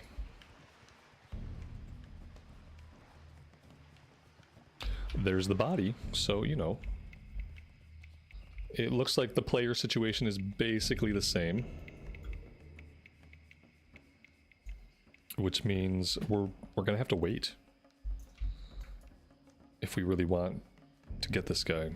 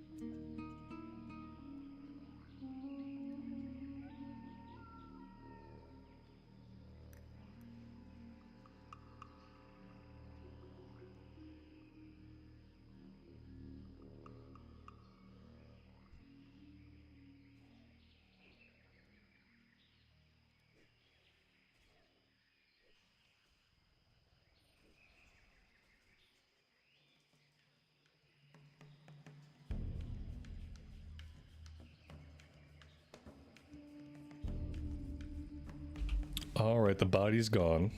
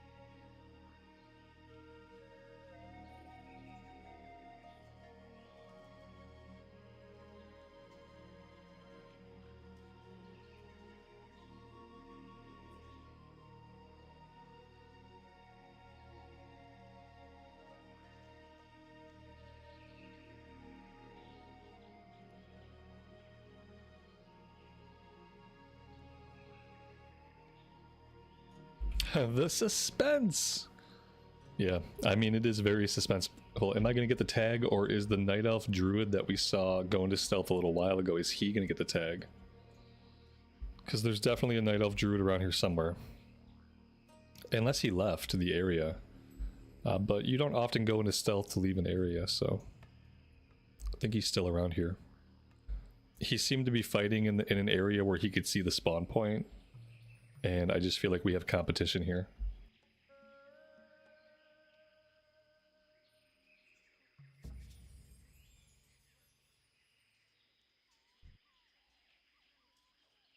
I mean, everybody right here is probably waiting for him. That person might have just disconnected. Either that or we got sent to a different layer. That was a little bit weird.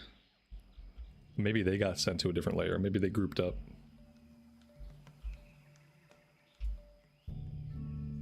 This guy's definitely going after the name guy. He's running back and forth through here. So, yeah. We'll see.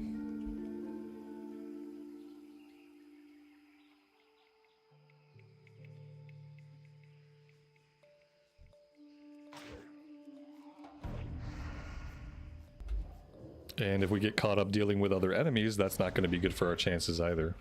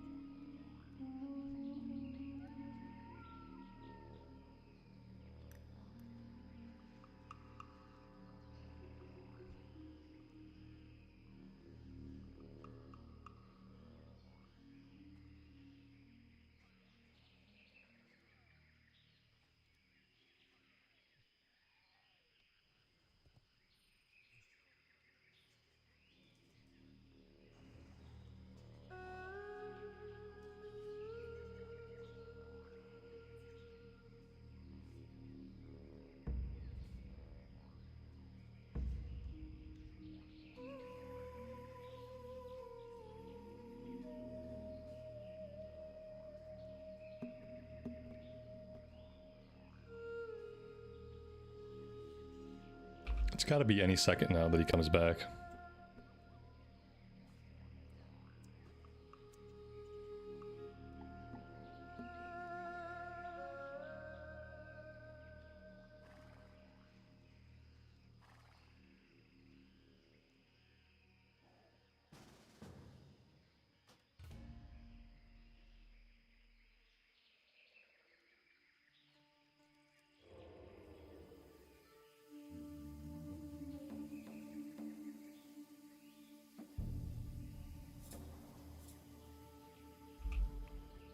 Being in a group will obviously improve the chances.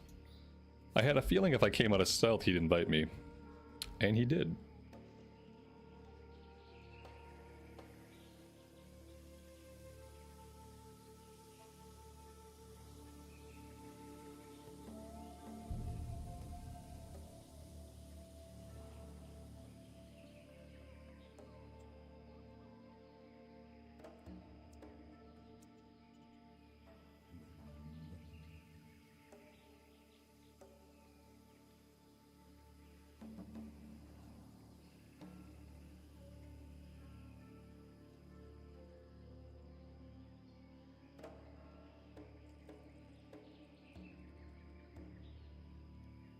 This has to be like a 10-minute respawn timer.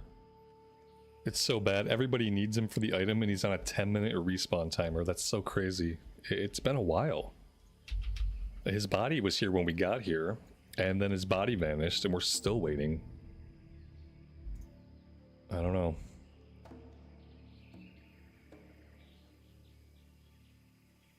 Feels kind of bad.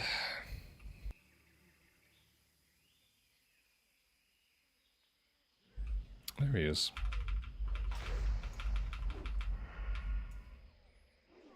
All I had to do was start complaining about it.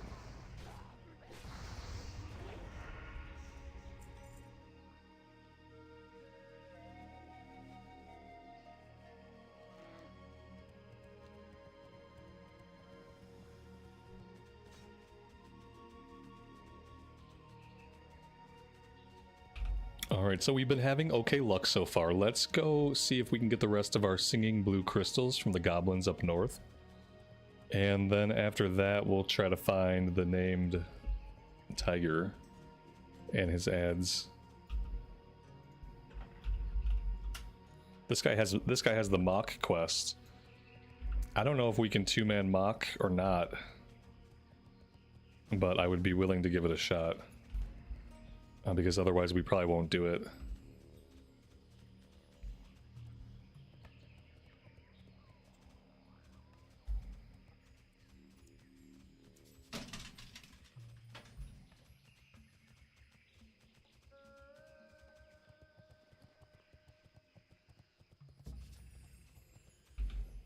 I don't have any gorilla fangs though, so I hope he kept a hold of his. So one of us is gonna have to start the quest.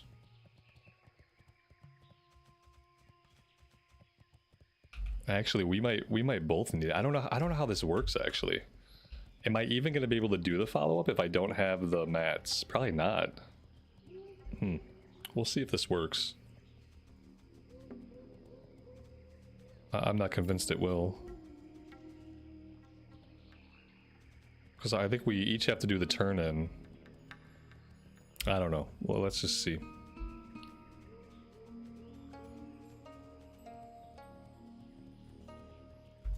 Relax.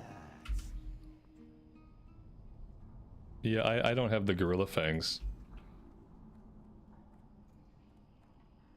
I sold them.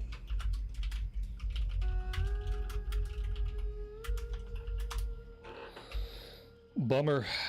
I mean, he did it. I didn't get any kind of credit or ping or anything. Like, I'm assuming that, you know, it's just not complete. You need to have the fangs, I think, to get the next part. So, I don't think we're doing this right now.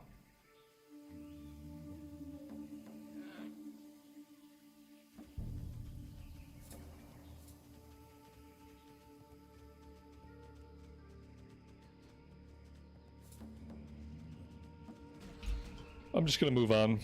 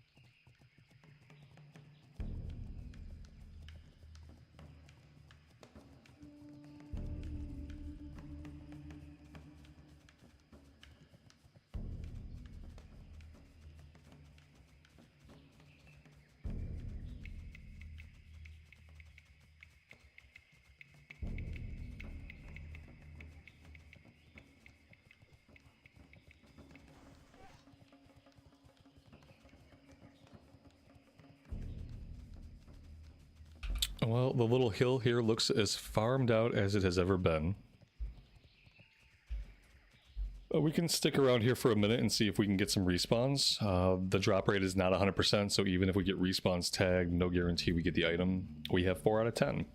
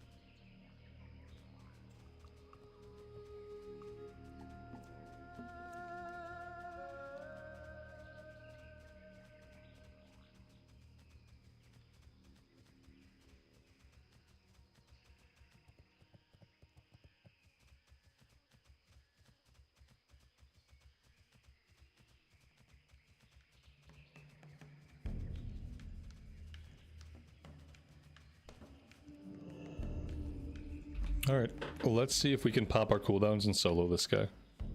He's got a couple ads with him, but the ads are only level 33. He's an elite, but he's only level 43, so I think we can take him. Oh, we really didn't need the 4th ad. The 4th ad was not strictly necessary.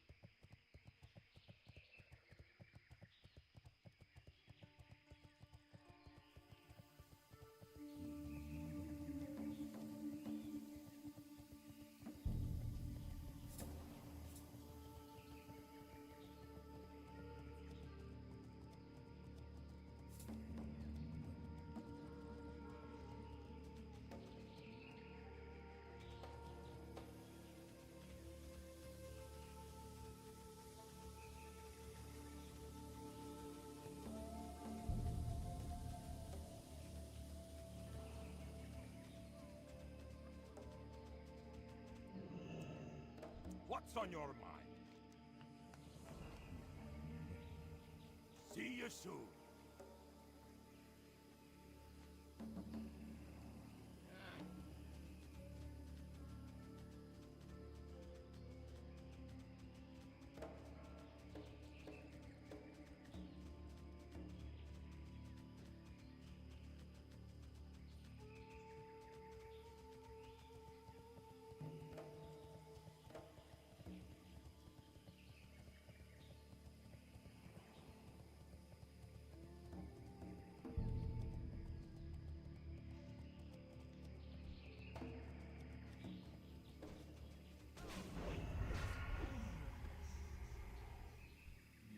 Something? Hello, safe travels.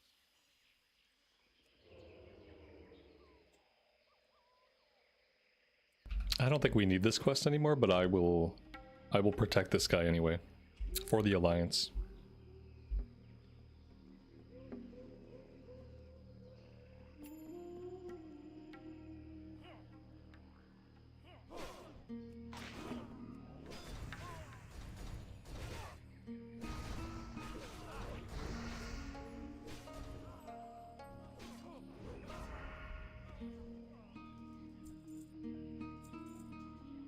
Good day to you. See you around. Yeah, it's level 33. Yeah, I mean, we'll turn it in, but we're not going to take the follow-up. Would have been nice to get it when we first came here. But you rarely ever come across it. You have to run into him at the perfect time.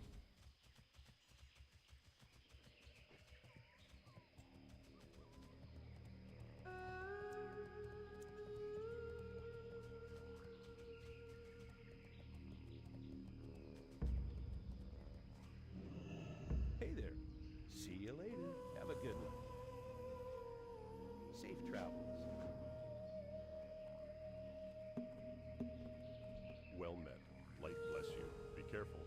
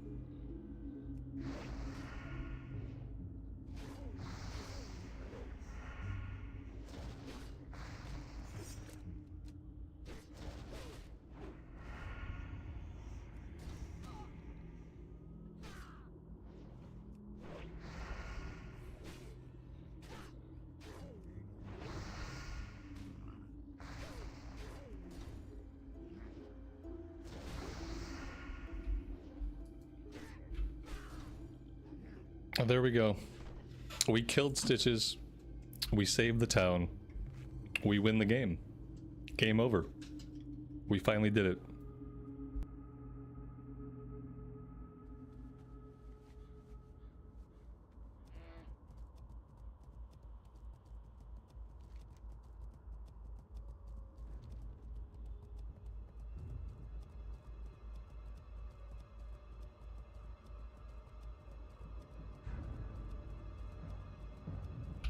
Little do these guards know, we saved their lives. Now they're waiting for an enemy that will never come.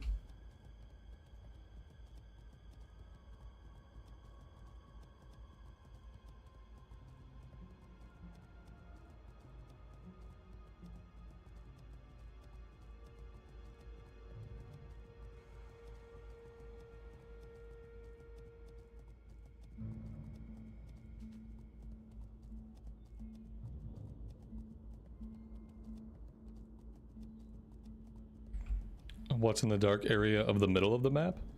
A green dragon area. Pretty sure there's a dragon back there. It's a Twilight Grove. So it's a place where stuff comes out of the Emerald Nightmare and into reality. Which generally is bad. It's where the Worgen came from. Well, it's where these Worgen came from. Probably some other bad stuff too. Greetings.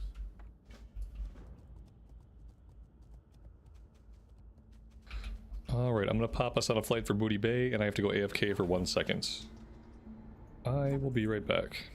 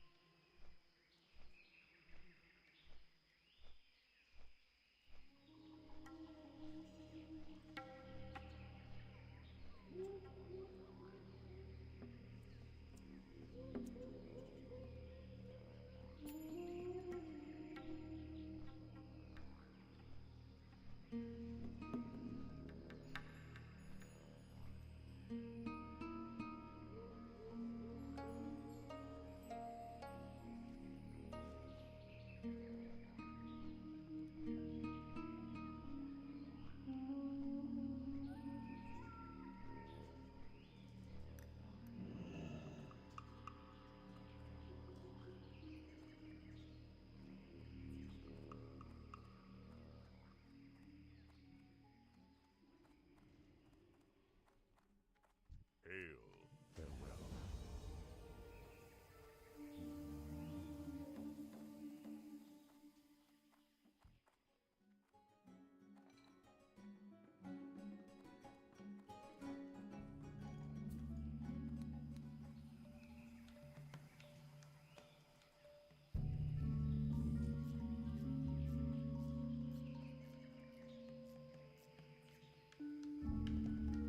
Greetings.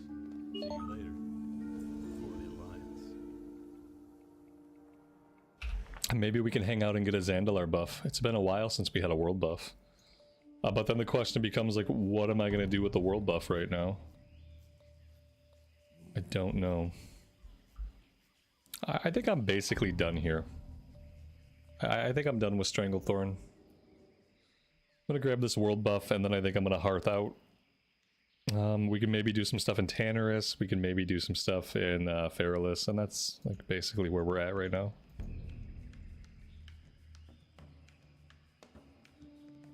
Water elemental cores, we may or may not be able to do that depending on how many people are there. And maybe the rate, maybe the Yeti. We can check out these two quests and see if we can either do these, maybe we can grind in that area. But yeah, I think I am all done for Stranglethorn for this character. Boop. Boop. Boop. There we go. I'm okay with that.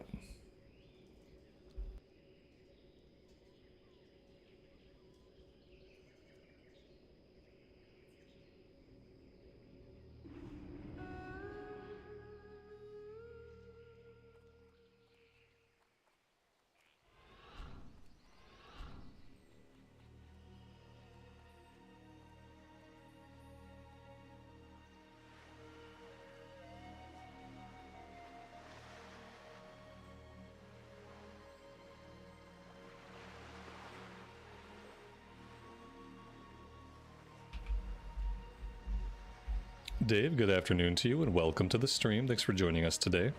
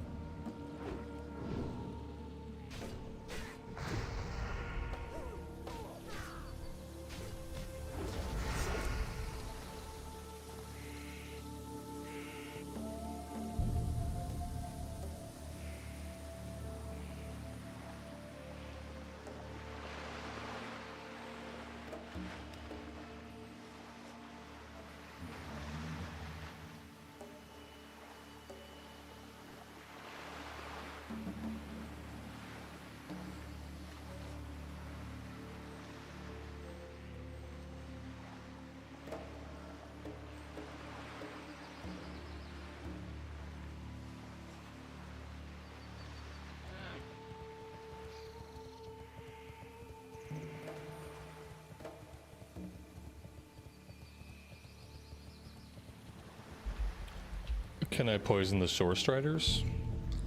I think the Giants can be poisoned, but not the Elementals. I have to pick up the quest again for the Giants, because the item is on a 2-hour cooldown.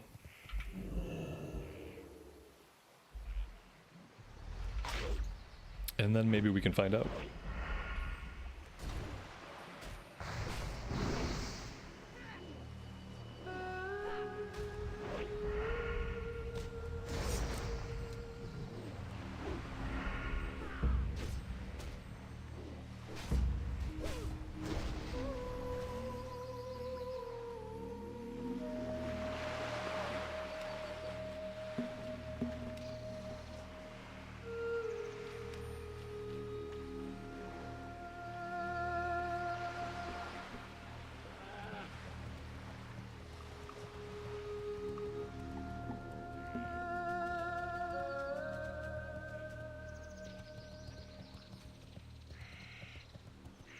Time is money, friend.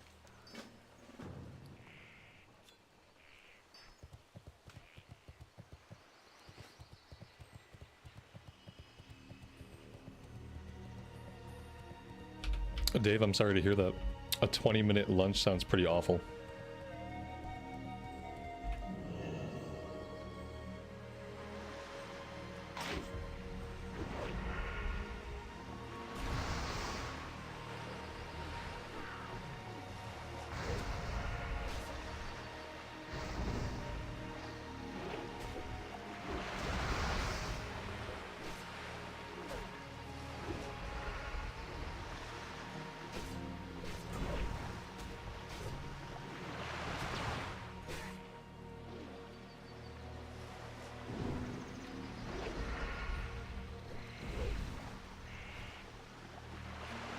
It's not like you do real work, but it's mentally exhausting. Yeah, it doesn't matter. Things that are not real work often become the most exhausting things one could do. If it was real work, then you'd probably be immersed in it, and it wouldn't be as miserable. A lot of times, the menial stuff that we think, oh, that's not real work. Well, some of that's the most mentally exhausting.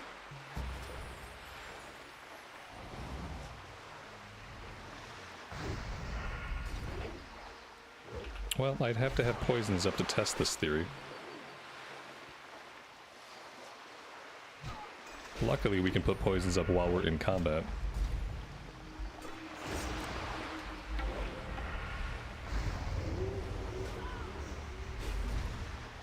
It seems like the poisons, yeah, he's definitely being poisoned, so we're good on poisoning these guys. And if that's the case, I don't mind using the poisons. If at least half the enemies we fight are susceptible to them.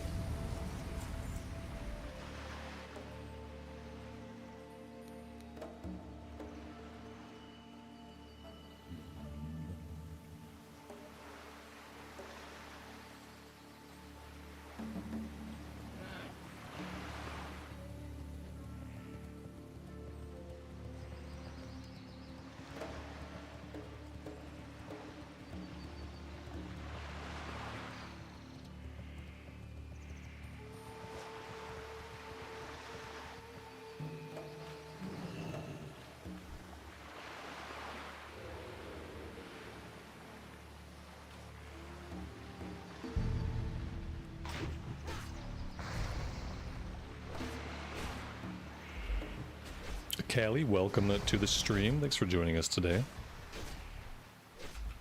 Why am I being invited to a group? I don't want a group.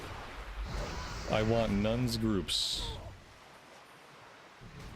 Chaos, good evening to you and welcome. Thanks for joining us today.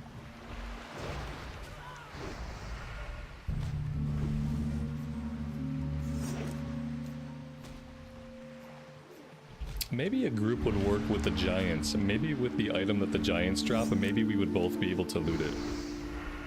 Maybe, but with the elemental cores, we'd have to share the loot. And it's already not a 100% drop, so I just don't think grouping up is really worth it for either of these quests. It seems like you'd have a better time on both of these just doing it solo. Whether you're looking for elementals or for giants.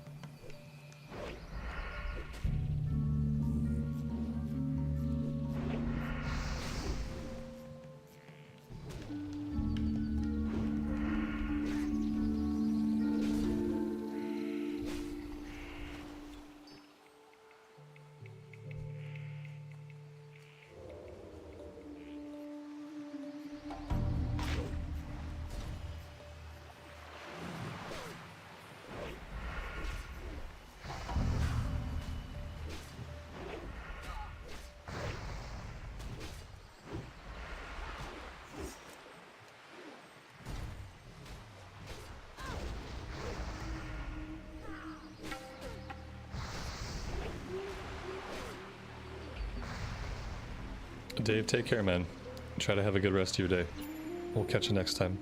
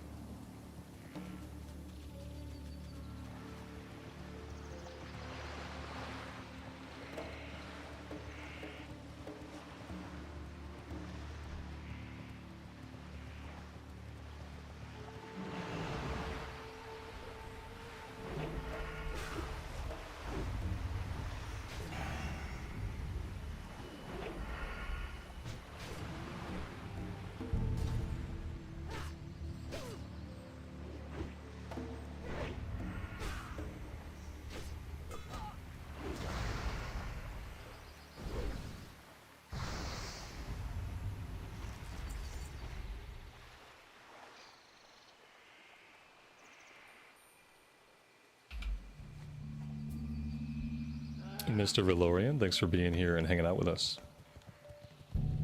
We try to keep it chill around here. It's chill probably about 96% of the time.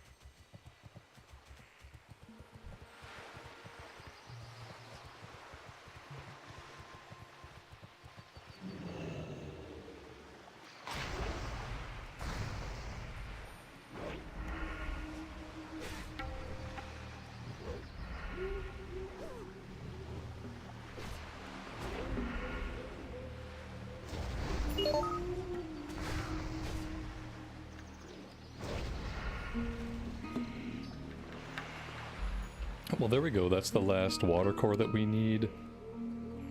So we're looking for how many more giant essence?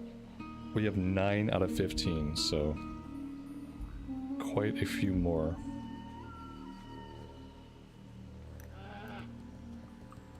Should be some more in this direction.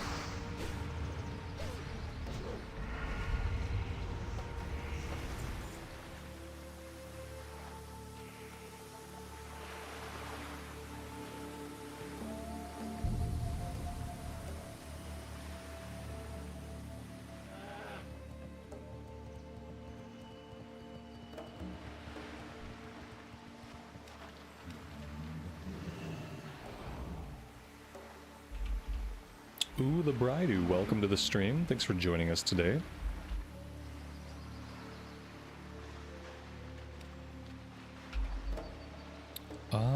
I think this guy got stuck down there. I swear I hit him with the item. But he looks all bugged out. What's going on with him? Oh, he's like halfway in the ground and halfway out of the ground. If I stand right on top of him, and then oh, he's evade bugged. Yeah, let's just not even mess with that guy. Let's get out of here. And let's hope that he de-aggroes eventually. Because he is well and truly stuck.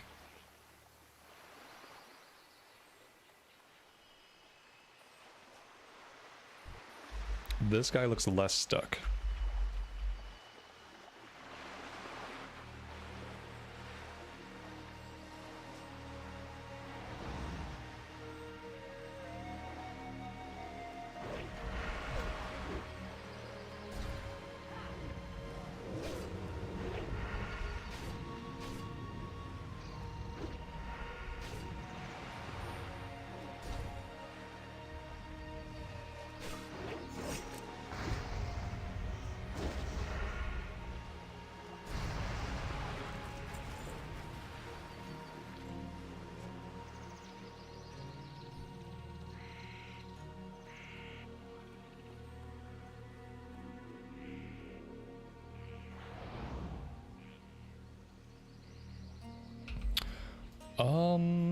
Okay, alright, this guy is also bugged out. We can see that he's half in the ground and half out of the ground. Any of the guys who are half inside the ground, apparently that means they're going to be bugged out.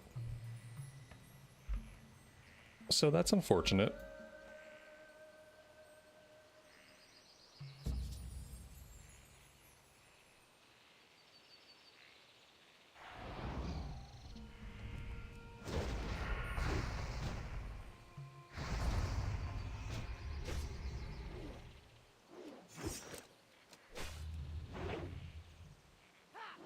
It's a new game, give the devs some time to work out the bugs. Oh, exactly.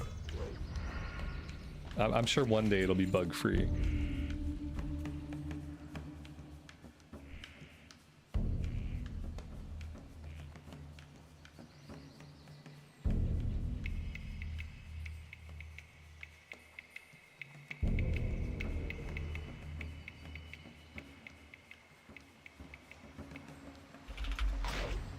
Whoops. Unfortunately, I don't have the fishing skill to fish stuff here. I have enough skill to cast my rod, but every time I try to fish, it tells me your fish got away. My fishing skill is simply too low. Like so many of my other skills. Well, if we hadn't had two of these guys bug out on us, we would have been done with this quest. Let's see if we can find one more guy that we can actually fight. Oh, this guy looks okay. He looks healthy. There we go. Problem solved. Oh, I think this is the guy that he was in the ground and somehow he got himself unstuck from the ground. I don't know why, but he was stuck in the one spot and then apparently he moved, and when he moved he became unstuck. He unstuck himself. Which you don't see a lot of.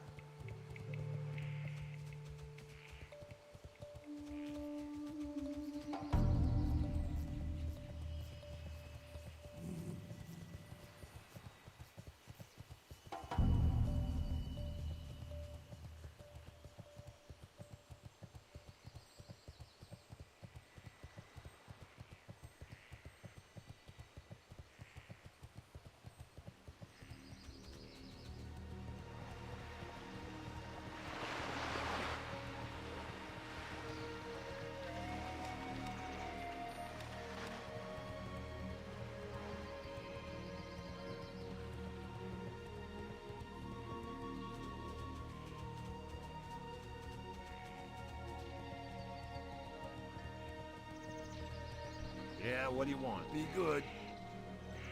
Keep it real. Have a good one. Hurry back. Be good. Glad I could help. Hurry back. Well, that very nearly got us level 47. I think now we'll go check out the Yeti area, see if we can get this one done while we're here. If we finish the Yeti, then I don't know that we have a lot more to do in this area. There might be one more quest to the north of us, but it's level 49, so we might have to wait on that a little bit. But yeah, for the most part, we're going to be done here. And then we'll have a handful of stuff to do back in Tannerus. And besides that, we have to figure out a way to get to level 51 or 52 before we can start Ungoro.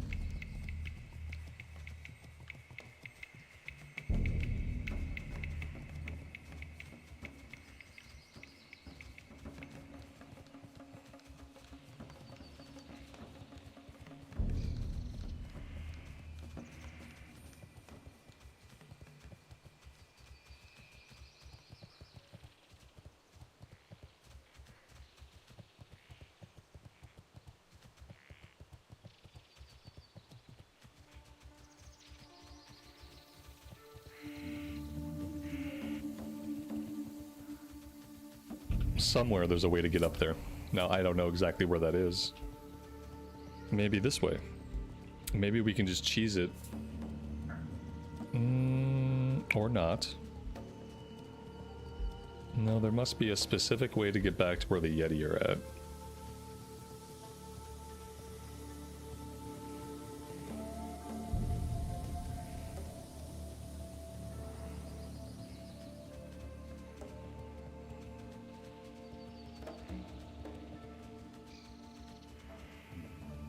Aha.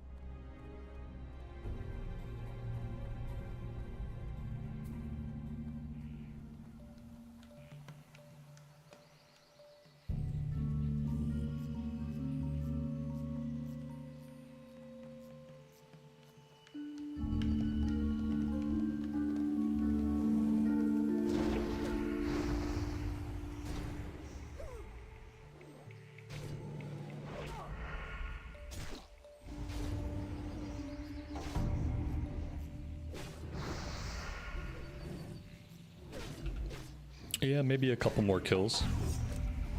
Maybe that kill right there. There we go. Level 47.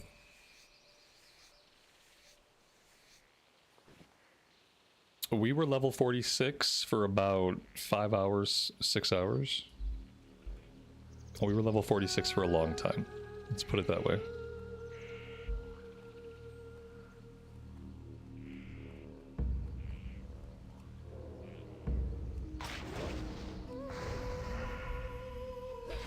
TBC launch was just announced February 5th.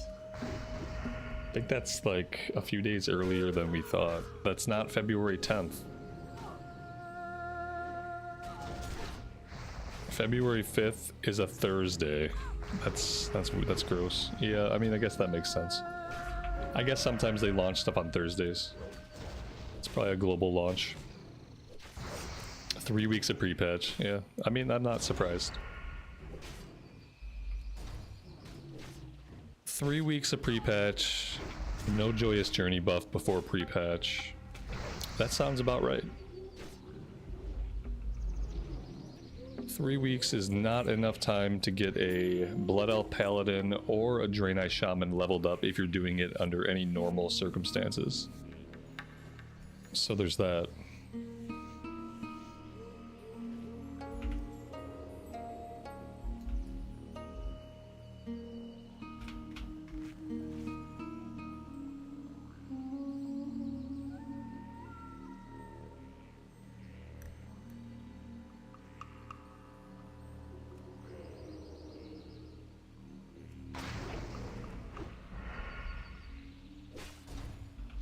They're letting you use the boost on Blood Elves and Draenei this time around.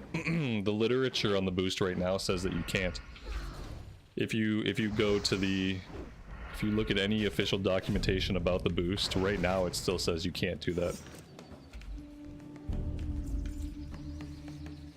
Maybe they'll change the wording on it.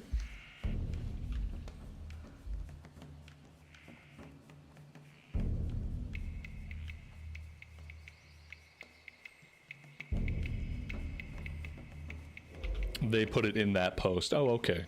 Yeah, money. Yeah, that's why they did that. Imagine the money they're gonna make. And also, like, there's no Dark Portal Pass this time. So when TBC Classic came out the first time around, you had a $40 option to buy a boost. It was called the Dark Portal Pass. This time, you have to buy the $90 bundle to get the boost. So they're essentially selling you a max level Blood Elf or a max level Draenei for $90. That's what they're doing. If you want your max level Draenei or your max level Blood Elf and you want them before the Dark Portal opens or when the Dark Portal opens, then you're going to have to pay $90.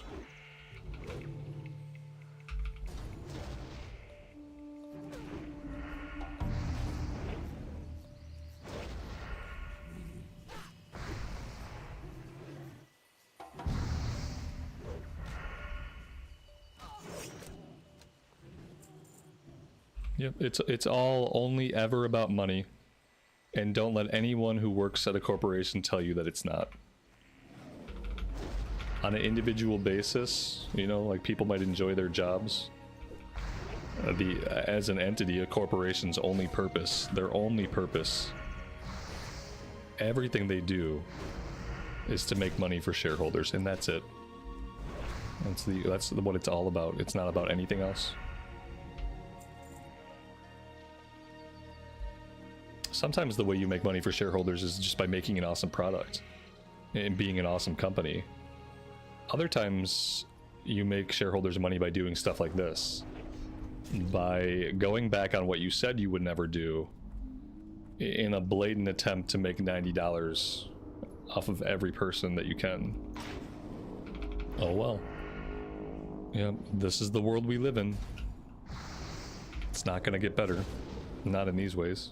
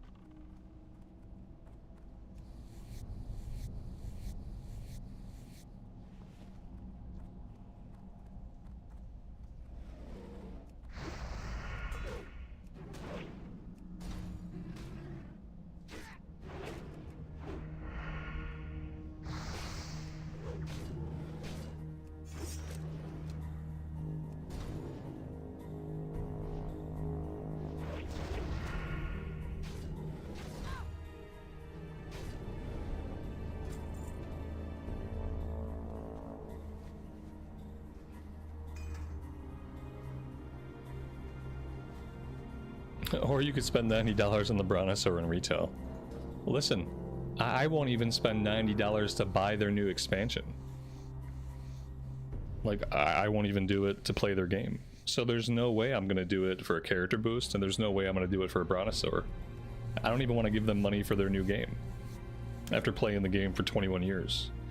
So the odds of me giving them money for a character boost, like, well, I mean, it's not going to happen. Not $90. I'll give you $40 for a classic character boost. Like, the Dark Portal Pass was good. $40 for a level 58 character, like that's pretty decent. $90? Whew, now you're just ripping people off. Now you are blatantly $90 and then letting people be Draenei or boosted Blood Elves. Now you're just ripping people off.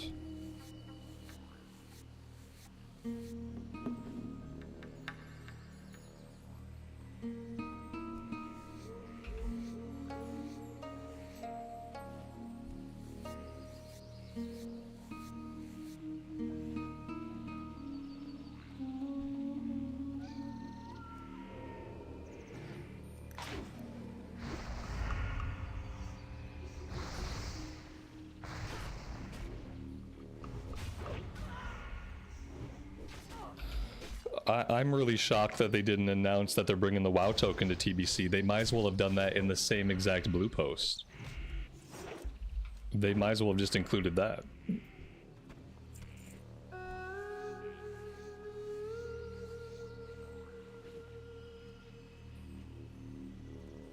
Alright, that quest is done. I don't think we have anything else I really want to do in the area. I'm just gonna grind here for a bit. Maybe not here, like on these Yeti, but I think I'm just going to grind in the area for a bit till our Hearthstone is off cooldown, and then we'll go back and we'll turn this in. I don't really have anything else nearby that I want to work on, and I don't want to spend 15 minutes running back to town. I'd rather fight for 15 minutes and then Hearth back.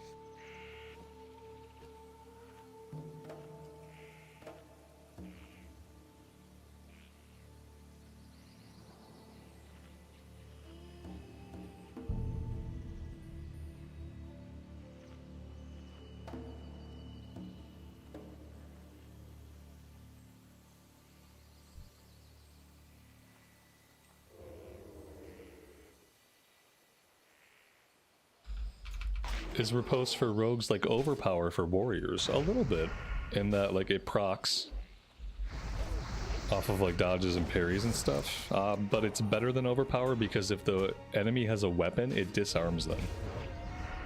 So it's like 100% more useful than overpower. Because it deals damage, but it also disarms.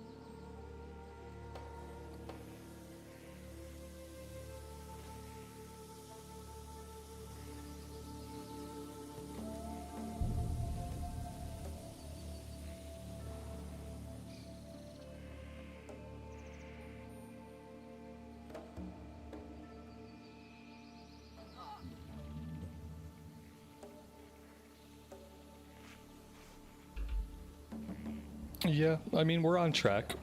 We're on track to be level 58 at least by the end of pre-patch. You gotta be level 58. So by February 5. February 5 is when the Dark Portal opens, and that's the goal. 58 by February 5th. And yeah, we're on track for that. And that's fine. Yeah, I mean, they finally made an announcement. Like, as usual, it's an announcement that like people are probably not going to be particularly happy with. I'm not really happy with anything we learned in the announcement. I'm not, you know, like whether it's the 5th or the 10th, like whatever. I'd rather just have the extra 5 days. Being able to boost the Blood Elves and the Draenei, I think that's a really greedy way to try to get $90 out of desperate people who really want to, because there's going to be so many raiders and so many people who want to do endgame that like they want to be, you know, they want to be the Horde Shaman finally, or they want to be the Horde Paladin or the Alliance Shaman. So many people are gonna pay the $90 just to have that opportunity without having to level the race. And you know, they've never allowed that before. They've never put out a race and allowed them to be boosted, and I don't like it. So what are you gonna do? You know, it's not for me to like or dislike.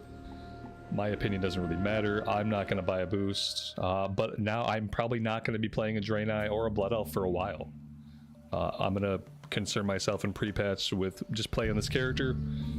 We're going to play this character until the Dark Portal opens, and if we hit level 60 and we're still in pre-patch, we will go back and we will level up our Herbalism and our Alchemy. So yeah, it's nice to have an announcement. It would have been nicer if the announcement was anything that I really wanted to hear. But it wasn't. It's nice to know when the portal opens. Now we don't have to live in doubt. Now we know it's going to be February 5. And that's fine. It is what it is. You know, it's not what I would have wanted. Like so many things with WoW, it's not what I would have asked for, but it is what it is, and so now we know. Can you just swap race? There's no race change function in Classic Era so far as I know. But who knows, you know, they may introduce a race change, a $30 race change just to get more money out of people.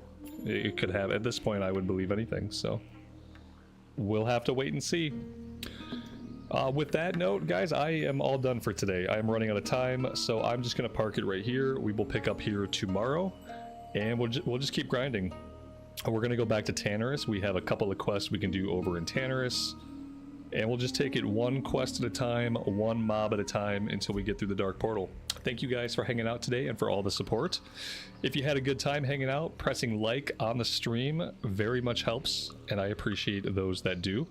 Until next time, take care of yourselves out there and take care of each other, and we will see you back in Azeroth very soon. Bye for now.